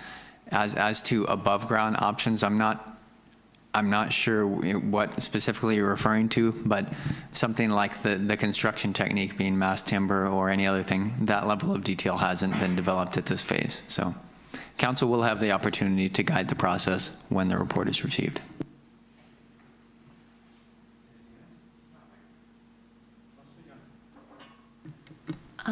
Do we have a reserve that's allocated for instance, if something comes up that's appropriate to build, like possibly a senior center or the cinema complex, if something appropriately came up, how is it slotted in a reserve?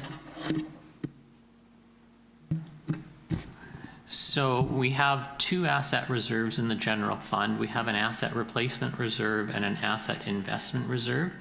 And so for something like a new asset, we would defer to the asset investment reserve or look to other forms of funding. If it was a town-owned asset, we would look for grant opportunities and also to borrowing to fund that, subject to council approval. Thank you. When the opportunity came up to buy St. Andrew's Lodge, and that same year we bought a house at the end of the Seawall Walk, which we paid at $600,000. So we had over $4 million all of a sudden in opportunities that we thought we should take advantage of. When we started that year, and Councillor Skipsey was there, we were told we had about $100,000 in discretionary funding. And yet we ended up with all that stuff, all legal, to own these properties, which were a community benefit. Now, we did say that we would make up for the loss of both taxation on St. Andrew's Lodge and that home by selling properties that the town had, single lots mostly, that then would be built on, we would collect taxes, so we kind of, in the end, we evened that out. But if something like that came along, how would you, with the reserves that you have, how would you be able to accommodate something like that if that came up? Something like that came up, I think we would have to take a look at a reprioritization of our asset programs. For example, our asset investment reserve is allocated over the next 5 years, but if an opportunity came up, then we would need council direction in terms of reprioritizing our asset priorities for the next 5 years to accommodate something that may become a high priority in the advent of the amount of funding that we do have available for initiatives. Our reserves simply do not sustain the opportunity to be able to instantly take advantage of opportunities like that. It would require some reprioritization of priorities. Right, but from what I'm hearing from you, there is some room for flexibility if we really want something. Yeah, thank you. Ms. Varela? Thank you, Your Worship. So ultimately, the decision-making always belongs to council, reprioritization, borrowing, selling of assets, those sorts of things. So when a challenge or an opportunity comes forward, we'll make sure it comes to the council table, and then we will make adjustments based on council direction. So there are multiple options when opportunities do present, but I think responsible planning and budget does take this long-range lens to it. And again, council has afforded the opportunity for decision-making annually or during the year at your discretion. Absolutely, but we can't always foresee what might happen during a year. And in that case, if it's really important and council really wanted it, we could be flexible with that situation. Thank you. Councillor Skipsey. Thank you. I have 3 questions I'll start with. When the new legislation was announced from the province, they talked about maybe a pot of money that would be made available to local governments to help deal with the new legislation and the impacts of it. And I just wondered if we had heard anything from the province as to how that money is going to be distributed. Thank you. Through the chair to Councillor Skipsey. So that funding announcement was made. The town has received a letter confirming that it was allocated on by population, and so the town has received approximately 180,000. I don't have the exact figure in front. So we will be incorporating that into our work plan in the next few years. So far it has not been allocated, but discussions are underway to decide how that can be best used to advance council's strategic plan and our obligations. Thank you. Thank you. The second question is that the Brant Festival, a fee-for-service agreement, a 5-year agreement, was referred to the budget process, and I'm not sure, I didn't recall seeing it anywhere, but that just might have been. I didn't see it either. Yeah, so that would be with the Mount Arrowsmith Biosphere region, because they're now organizing that. It has not been identified separately. We will identify it in the notes, but that provision was taken into consideration and accounted for in the budget, 2024 budget. Great. Good. Well, good news. My last question, I had three, is also softball had asked us about the installation of new equipment to improve safety for the players. I think it was around securing the bases. And I just wondered if that has been included in operating budgets and if there's anything I can update with the softball organizations. That was discussed with the manager of operations, and operations is looking into that. They were investigating other options, and we will be able to do that within the scope of our existing operating budget. We wouldn't. It wasn't a significant cost solution, so it is in the hands of our parks operating staff. Good. Okay, Councillor Harrison, back to you. Okay, I'm going to try to do this by page number to keep things sequential as best I can.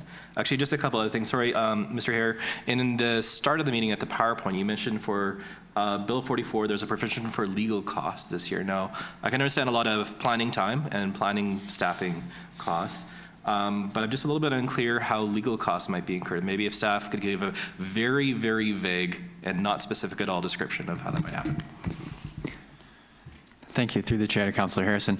Legal costs are necessary because although they've laid out the legislation, it's not clear whether certain things are legal or if they're not. So we have to ask our lawyers, you know, we're reading the legislation this way. Would it be legal to proceed in this way? What are the risks? So they're also working through this for the first time. So there's a lot of discussion in the legal community, and some of these answers won't be determined until it's gone through some, you know, maybe court challenges and things in the next few years. But I think we'll have a lot of discussions with our lawyers this year as we work through the legislation. Thank you. Okay, and just sort of as a follow-up to that, would also possibly include, I'm just thinking like any sort of encumbrances on the title that we might have to get involved with, like if we were named on this as a certain type of covenant on the property and now the legislation makes that covenant no longer operable, would that maybe be something extra?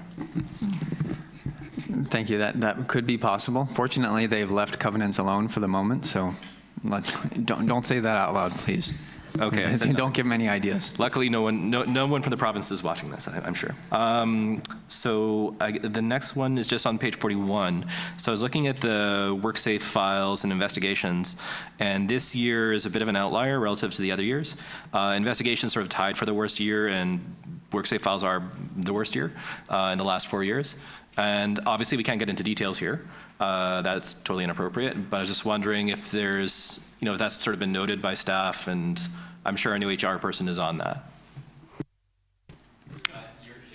That's okay. Through the chair to Councillor Harrison, yes, that is one of the objectives I mentioned as for 2024 was to work on return to work program for people that are on WorkSafe, because that will also bring our claims number rating down. So rather than having people on WorkSafe for long periods of time, we can look at a graduated return to work or other work options if the injury is so that they can't do a physical aspect, that they may be able to return to work in another capacity to try to bring our claims rating down. And then I guess the last one for this batch, or I can keep going, I don't know what other members of council want. Just on page 45, the property taxation for this year, you know, we're now in 2024, and yet it still says TBD for taxation for last year. And I'm just wondering if there's a ballpark figure there, or if this is just something we'll get in a few months' time.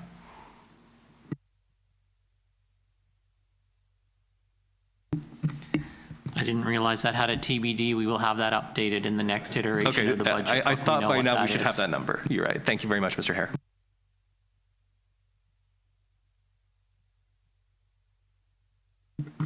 Thank you. I'm not sure who, if anyone, can answer this for me, because I think it has to do with, it does have to do with IT. I'm just noticing from my notes previously with my questions, page 59, 54, not sure which one it is. There is a note about biannual ortho and oblique imagery projects with the city of Parksville, and I wonder if someone can give me an explanation of what that is. Yes, thank you. So periodically, the town conducts orthophotography to service the operations department, also planning and various things. We typically take those photos when the leaves are off our trees so that we have a clear view of all the assets on the ground. But some of our regional partners prefer to have them with the leaves on. So there's an exchange of ortho photos throughout the year and maybe between the years. So we're always looking to coordinate with the City of Parksville and the regional district so that we're not flying ortho photos at the same time and making redundant efforts. So that's where that collaboration is. Last year, the regional district flew it. They might fly this year, but we're also going to fly something independently to conduct the leaf off. So I hope that answers your question. Yes, and I have. If I can just add to that. So as Luke had mentioned, we are planning a leaf off this year, and we had a budget provision in the budget prior to my starting here, I believe in 2018, but it wasn't carried out, so those funds would have been returned to surplus. So we will be providing further information in the next iteration of the budget book, and we will be funding from surplus the cost of conducting that ortho flyover this year. And in terms of the leaf on provision that Luke had spoken to, we plan on acquiring that from the RDN. We share resources, so we can acquire the leaf on version for other purposes like the tree canopy purposes from the RDN. Thank you. And I did have a question, and unfortunately I didn't write down the page reference. It's talking about Mariloma Park, and it says 50 to 60%, and I'm not sure what that's referring to. Does anyone have? It says Mariloma Park. Is what I've written down. Your Worship. Thank you, Your Worship. Through the chair to Councillor Vandervalk. That is the park when you first come onto Mariloma, that grassed area. And so the reference is not only that, because the reference in the, whatever page it is for several of those parks and the entrance feature. And really it's talking mostly to the fact that this year we were down 2 of our horticulturalists just because of leave and that. And so we were basically not weeding and that as much as we would have liked to in certain areas, and that was one of them. And so it was mostly the weeding that wasn't getting done and pruning of some of the vegetation as well. Thank you.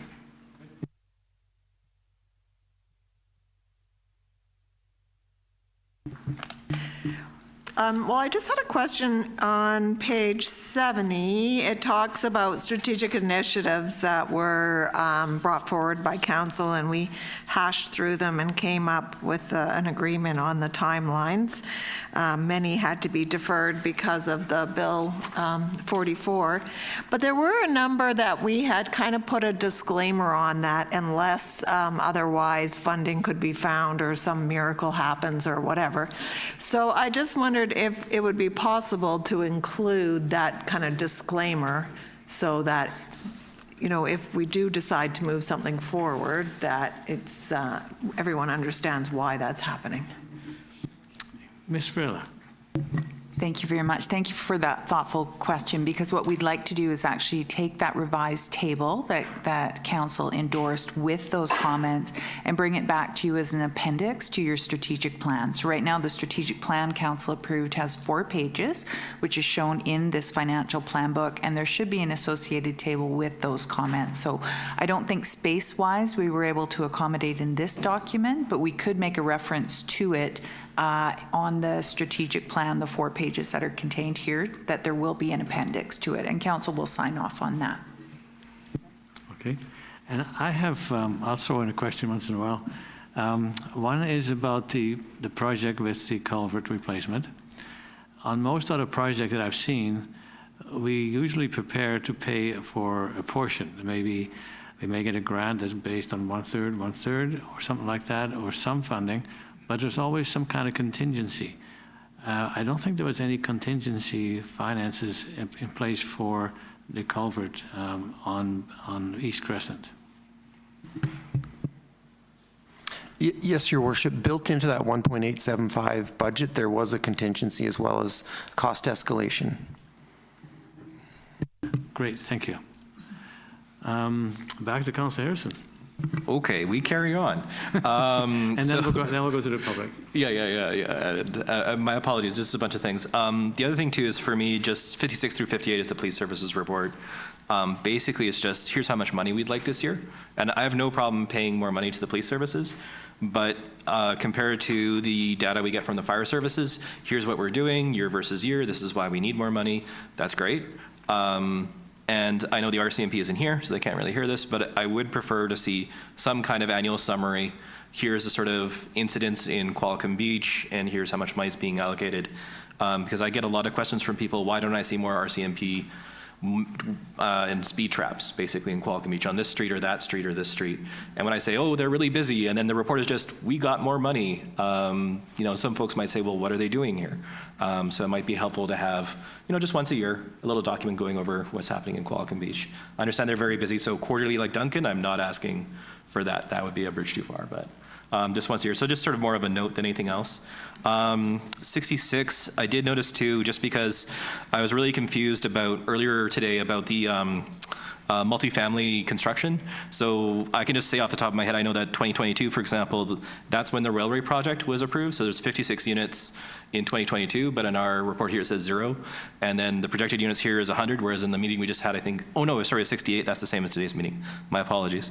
Yeah, it just seems to be a little bit of slippage with some of the numbers in this report and the numbers that have been in other council agendas on that. It's not a huge deal, really. But just something I just, sort of wanted to point out.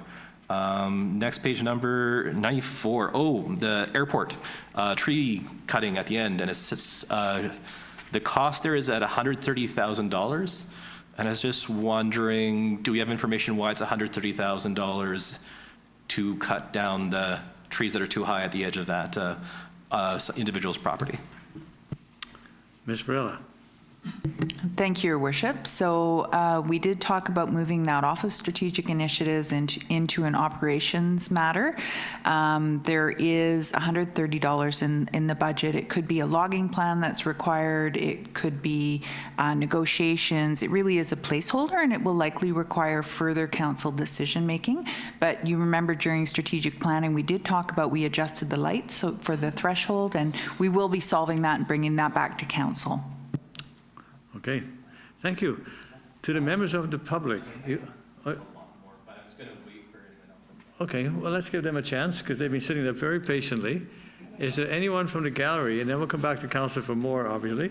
So anyone from the gallery would like to make a comment? Yes, come on up and just state your name. Pull the microphone down if you like. No. Pull that long stem. Okay. There. Gotcha. And just leave it Thanks, leave it like that. My name's Sandy Reed. I live at 190 West Crescent, and I'm here on behalf of the Pickleball Club. I'd first of all like to thank Luke very much for all his efforts in going around town to find a suitable location for us. And I think we're quite happy with the location by the Civic Centre. So I've got 4 questions for Council. What sort of time frame are we looking at for building the pickleball courts? Well, staff is a busy crew, but was there some thought in when that might be happening? Thank you. To everyone in the room. That project is grant or partnership dependent, and the assumption is that the town would put in our portion, but I think the town would be looking to confirm that the society or the pickleball club had the matching portion, and then we would proceed with the detailed, design and construction. Okay, thank you very much. The pickleball is in our court. I'm very glad to hear that you enjoyed your pickleball. It was fun, good.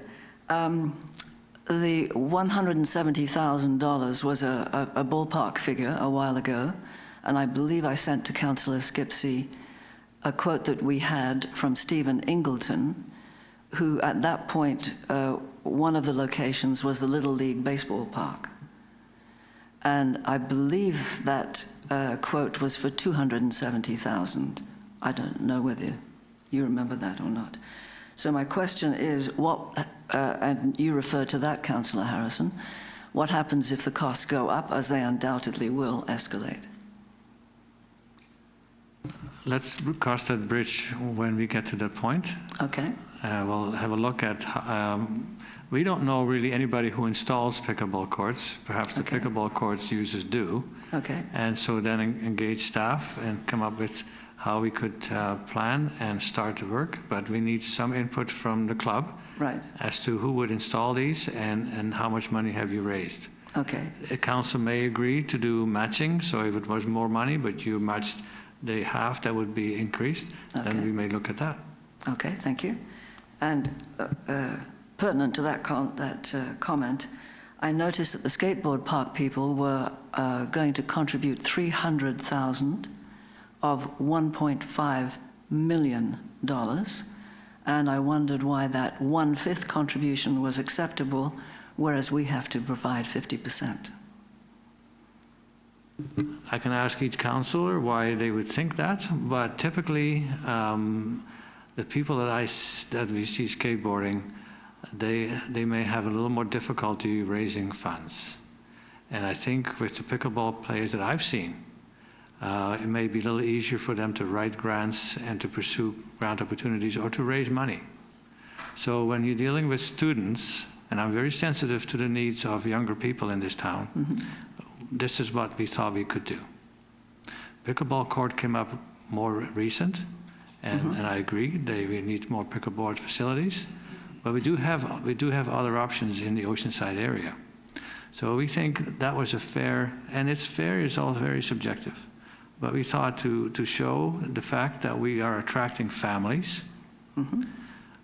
I don't think many families would look for their kids to have a big pickleball court, but apparently skateboard parks are high on the list of people that would like to see for families to have the use of a pickleball court. So one of the strategies that the council engaged on when there was a threat of closing the high school was what can we do to make families, to make younger people feel more welcome. Skateboarders were often seen as people that weren't really wanted. The way they dress, the way they jump around on the board, I don't know how they do it. I admire them, but they were often seen as perhaps not as welcoming as other people might be, and we wanted to prove the opposite. Sure. Yeah. Okay. You referred to Parksville. I believe Parksville has two clubs, the OPC and POPs, with a membership between them of 500 pickleball players. If we build pickleball courts in Qualicum, that will certainly relieve some of the pressure there. We have indoor pickleball right now, 5 days a week, 1, 2, 3, 4, 5, 6, 7, 8 sessions, and some weekend stuff as well.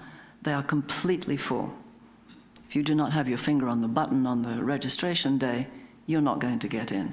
I would suggest that the number of pickleballers far outweigh the number of skateboarders. Skateboarders do also have parents who presumably will be paying some of that $300,000. I'm not sure that it's fair to say because this group has a lower income, therefore they only pay 1/5, as opposed to this group who we assume may have more income and therefore must pay half of the cost. But that is something for council to Yeah, and don't take, contemplate. you can't take one piece of what I said out of context. It's a bigger picture. We're talking about attracting families. We need families for firemen, for the recruitment of our fire department.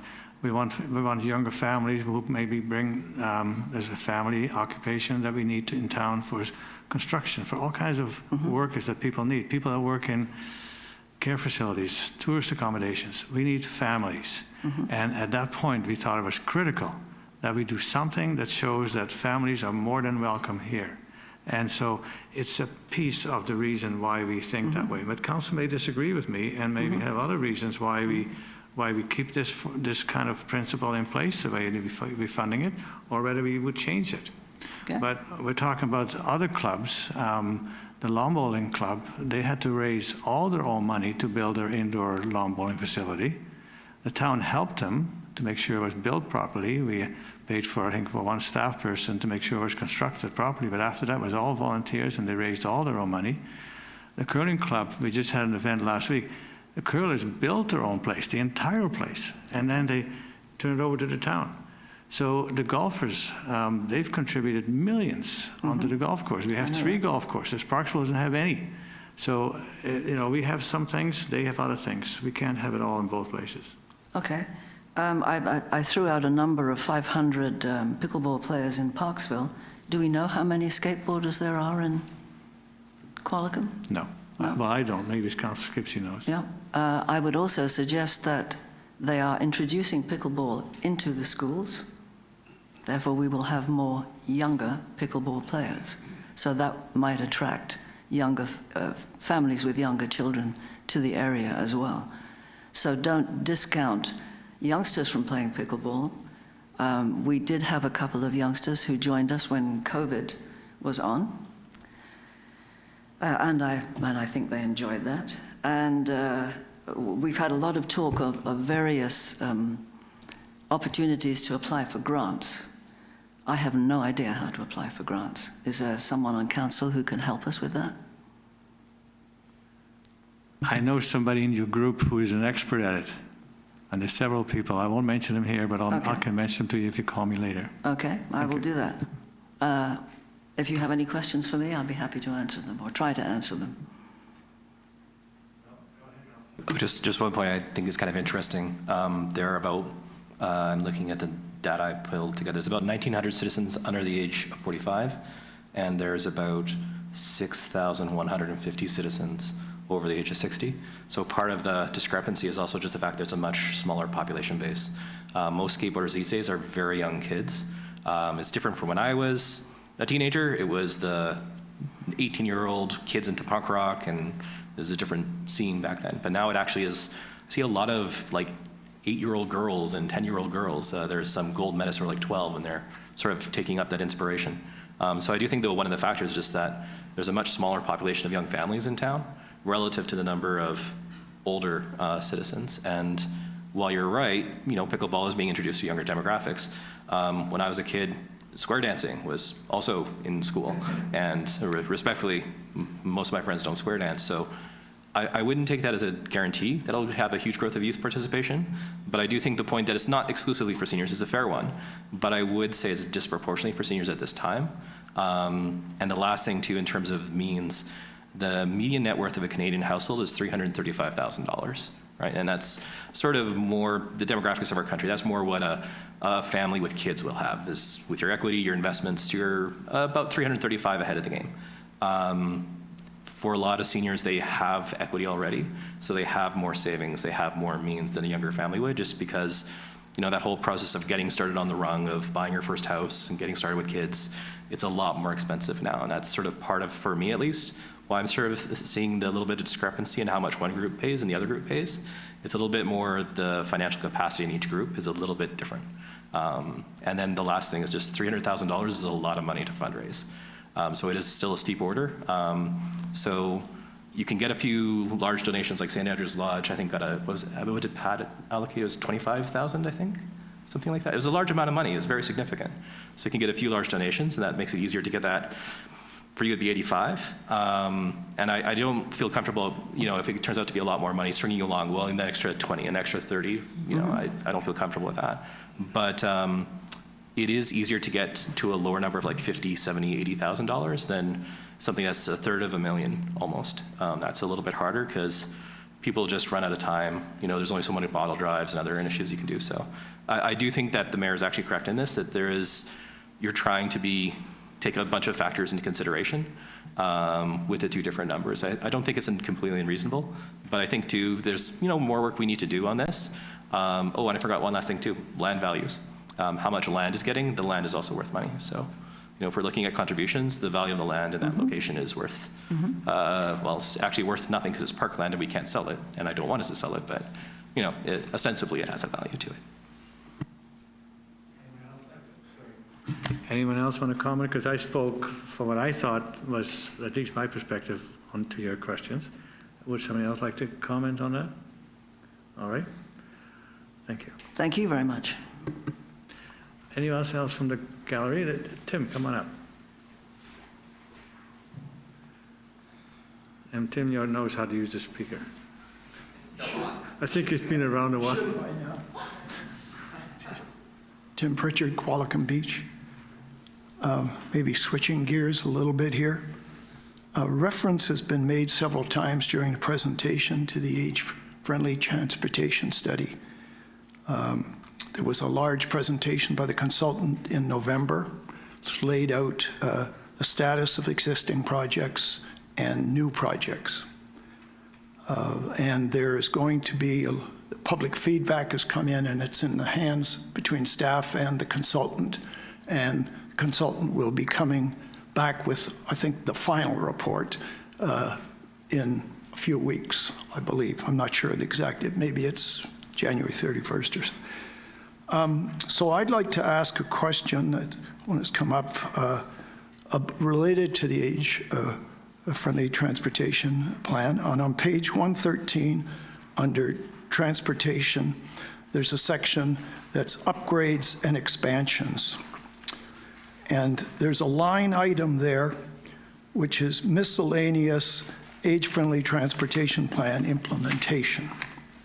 And for the 5 years, or 4 years, I guess, 5, there's $550,000 allocated there. There are, to my knowledge, unless I've missed something, there are no specifics of how that would be utilized for what projects. So what was presented by the consultant back in, and you all had these big sheets, showed a total of 62 projects in the plan on a current basis, of which it showed 30 of them were new and 32 were existing. They all have the rankings in the 5 categories. If you go to the cost category, and I've had an exchange of information with the Director of Finance related to this, and if you go there, you go and take those rankings and spread them into their categories, which I've done, but I'm not going to bore you with that now. But if you go back to the original presentation by the consultant, Richard Druhl, in 2013, he, as part of that, set out a range of costs related to which category of cost it was in. So it was quite clear. Unless I missed something, I never saw that was updated in what's been provided so far on the age-friendly transportation study, although I submitted a comment that I thought it should be, because the data I've looked at suggested that the construction costs from what he did could probably, going to 2 sources there, could be in the order of, from 2013, of 60% or higher, so of what is. But when I costed out the original thing on, or put the original costs against these projects, it came up, I just put midpoints in the category, comes to about $15 million. So if that went up 60%, you can take yourself to 25 million pretty easily. We've got $100,000 a year for 5 years. If it was 25 million, or if it was just 15, most of us, some of us aren't going to live long enough to see all of these projects ever done. So I think that putting in a specific amount for the age-friendly transportation has come rather late in the process here, because I don't think it was in the beginning. But I think further consideration is needed if any of these projects, or a significant number of them, are ever going to get done in the near term. Thank you. Thank you. Mr. Hare. Anyone in that bench? I can speak to that, Your Worship. So one of the things is, until we finalize this plan coming up on the 31st is when he'll be presenting, we don't know what projects are going to happen when. And when we're looking at cost escalations of construction over a very long period, if we put numbers to that, we're going to be wrong all the time. And so when we're categorizing them by cost, we're, as you so eloquently said, is we're categorizing them in a scale. So we're not saying this project's $68,000 and this one's 73. We're saying this one's between $50,000 and $100,000. So the amount of effort that would go into categorize each project and put a cost estimate to it, especially at this time when we don't have the details, is power available, what is the road condition, what is the concrete condition, all of that other things, the amount of effort to go in and put those numbers in and then redo that every single year would be in the hundreds of thousands of engineering dollars just to give you accurate numbers, which is not a good use of our time and money. And that's why we're not providing accurate estimates. To answer your question about the large scale of this and spending $550,000, portions of that is for the engineering so that we can do engineering design and then pursue grants. And so that's where we see, like with that $550,000, will we be building a roundabout? No. But we will be designing one and having the conceptual design done and then be pursuing grant year after year after year. And then for council in some future 5-year capital, once we know if we have grant funding available, then we would put those larger projects in there at that time. Does that answer your question? If I may, only in part. I just suggest if Mr. Druell presented a range of costs for his clients to consider in 2013, I think it's not inappropriate. He probably has it sitting right in the corner of his desk for other clients. What would that cost range look like today? I think it would be beneficial to both council and staff to know that, and then you can do with those figures as you see fit. Thank you. Thank you. Anyone else in the gallery? You've been so patient. Okay, back to Councillor Harrison. Okay, my condolences. Okay, so what else? On page 97, I think it's just a minor typo with 1 year with the water volume for this year. Yeah, obviously we didn't use 1/10 the normal amount of water, so pretty clearly a typo. It's not a big deal. The other thing, let's see, I have 116 change rooms date. Let's see. No, that's just, yeah, so that's just double checking the date. So we talked about the additional facilities, the ball fields. That would be essentially like a clubhouse / change room, so we could have washrooms. And I vaguely remember a conversation in the strategic planning, forgive me, I think Councillor Skipsey, you might remember this too, because you remember this sort of stuff. Did we maybe push that up a year or two from 2028? Because I thought it was something where we were talking about the young kids, or I could be wrong. Any response there? I can confirm the year. That's on the Pantone table, as we fondly call it, and I can update that at the next meeting. Thank you for that. And I just missed the page reference on the item before, Councillor Harrison. I just want to make sure page 97. Page 97. Sorry. I just want to make sure great. Finance staff is giving me the wave. They've caught it. Thank you for that. They're on it. The other one is on page 70 and 94 both.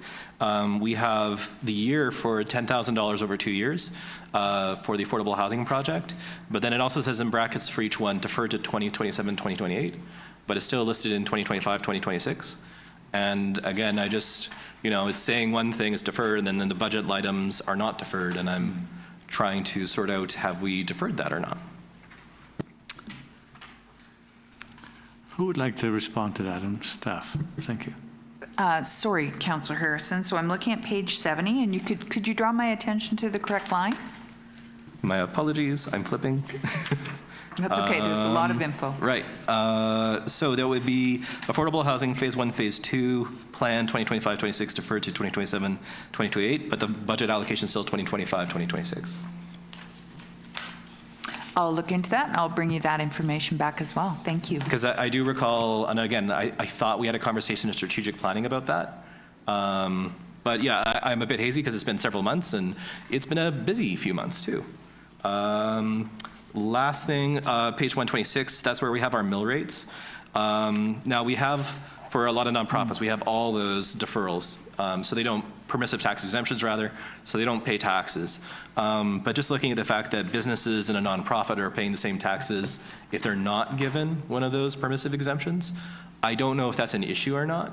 I don't know if there's properties who are nonprofits but are not getting basically the taxes waived every year by council. So I don't, obviously, I'm not trying to point to a specific instance. I'm just wondering if that's something that we have.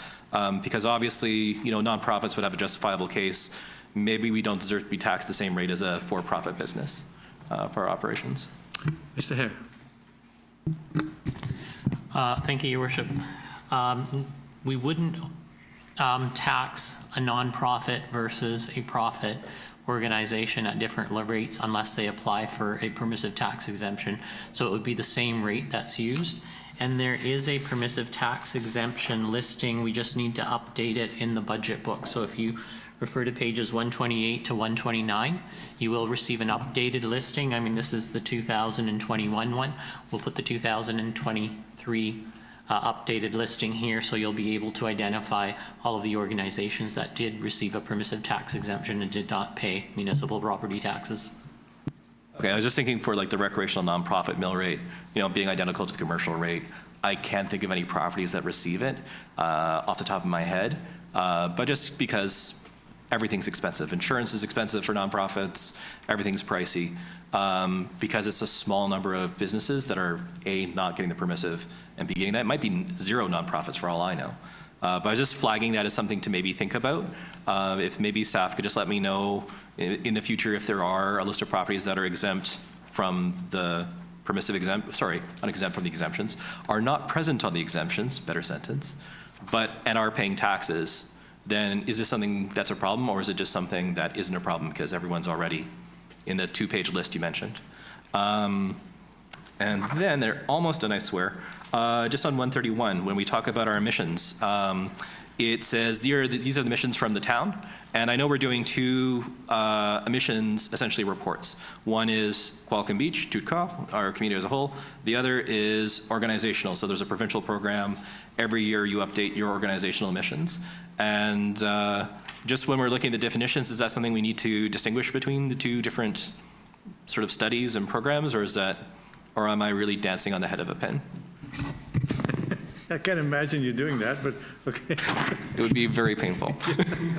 So, response from Luke, Sales? Sure. Through the chair to Councillor Harrison, I'm not seeing it in the definitions, but I will certainly reinforce your statement that there are 2 emissions inventories being considered. One is what the town generates for itself, and we have direct control over those emissions. And then there's the community-wide emissions. And we do expect that both of those will be quantified this year, potentially in different projects. So you are correct that those are different. I don't see the specific definition that requires correction, but it's the carbon footprint, the 3rd one. And just as amount of carbon dioxide, CO2 that's emitted by the municipality. And also, just as an additional addendum, if we're doing these studies and you're talking to the folks in the RDN, I would love it if they had greenhouse gas equivalent as opposed to carbon dioxide only. thank you for both those notes. Thank you. I think we're drawing to a close here for today's session. I have a question for Mr. Sales. We talked about a presentation regarding the effect of Bill 44 on the 24th, I believe we said, or is that the wrong day? That is correct. Okay, That's so during next the budget, Wednesday. During the budget presentation, you make that presentation? Correct. We have, as a second item on that day, it would be a presentation. Okay, good. Thank you. I thought maybe the date got mixed up. Mr. Hare. I was just going to make a point. When we're looking at our planning section, I'm just going to the page. We'll be making a further correction to the budget book, but in case you're reviewing the budget book online, there is a section in planning, community development, operating budget summary. And this page the reason it's included in the planning section is because it used to contain operating projects historically, which were primarily in the planning department, but all of the initiatives in this financial table are now in corporate services. So I'll be moving this table over to corporate services, and we'll be listing the expenditures in that. That includes like community events, the Chamber of Commerce, and the library. And so I will be moving that table and making a correction and providing more commentary to help both the public and council understand. Your Worship, could I just ask for clarification, Raj? I'm sorry, I've lost what page that table's on, just for easy reference of the public and council. Thank you. That's page 72. So the table at the very top of the page, we'll be moving it to the appropriate responsibility area, which is corporate services. Okay.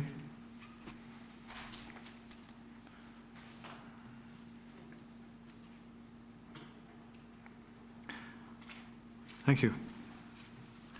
That's it for today, folks. Well, thank you for staying power, and thank you for staff.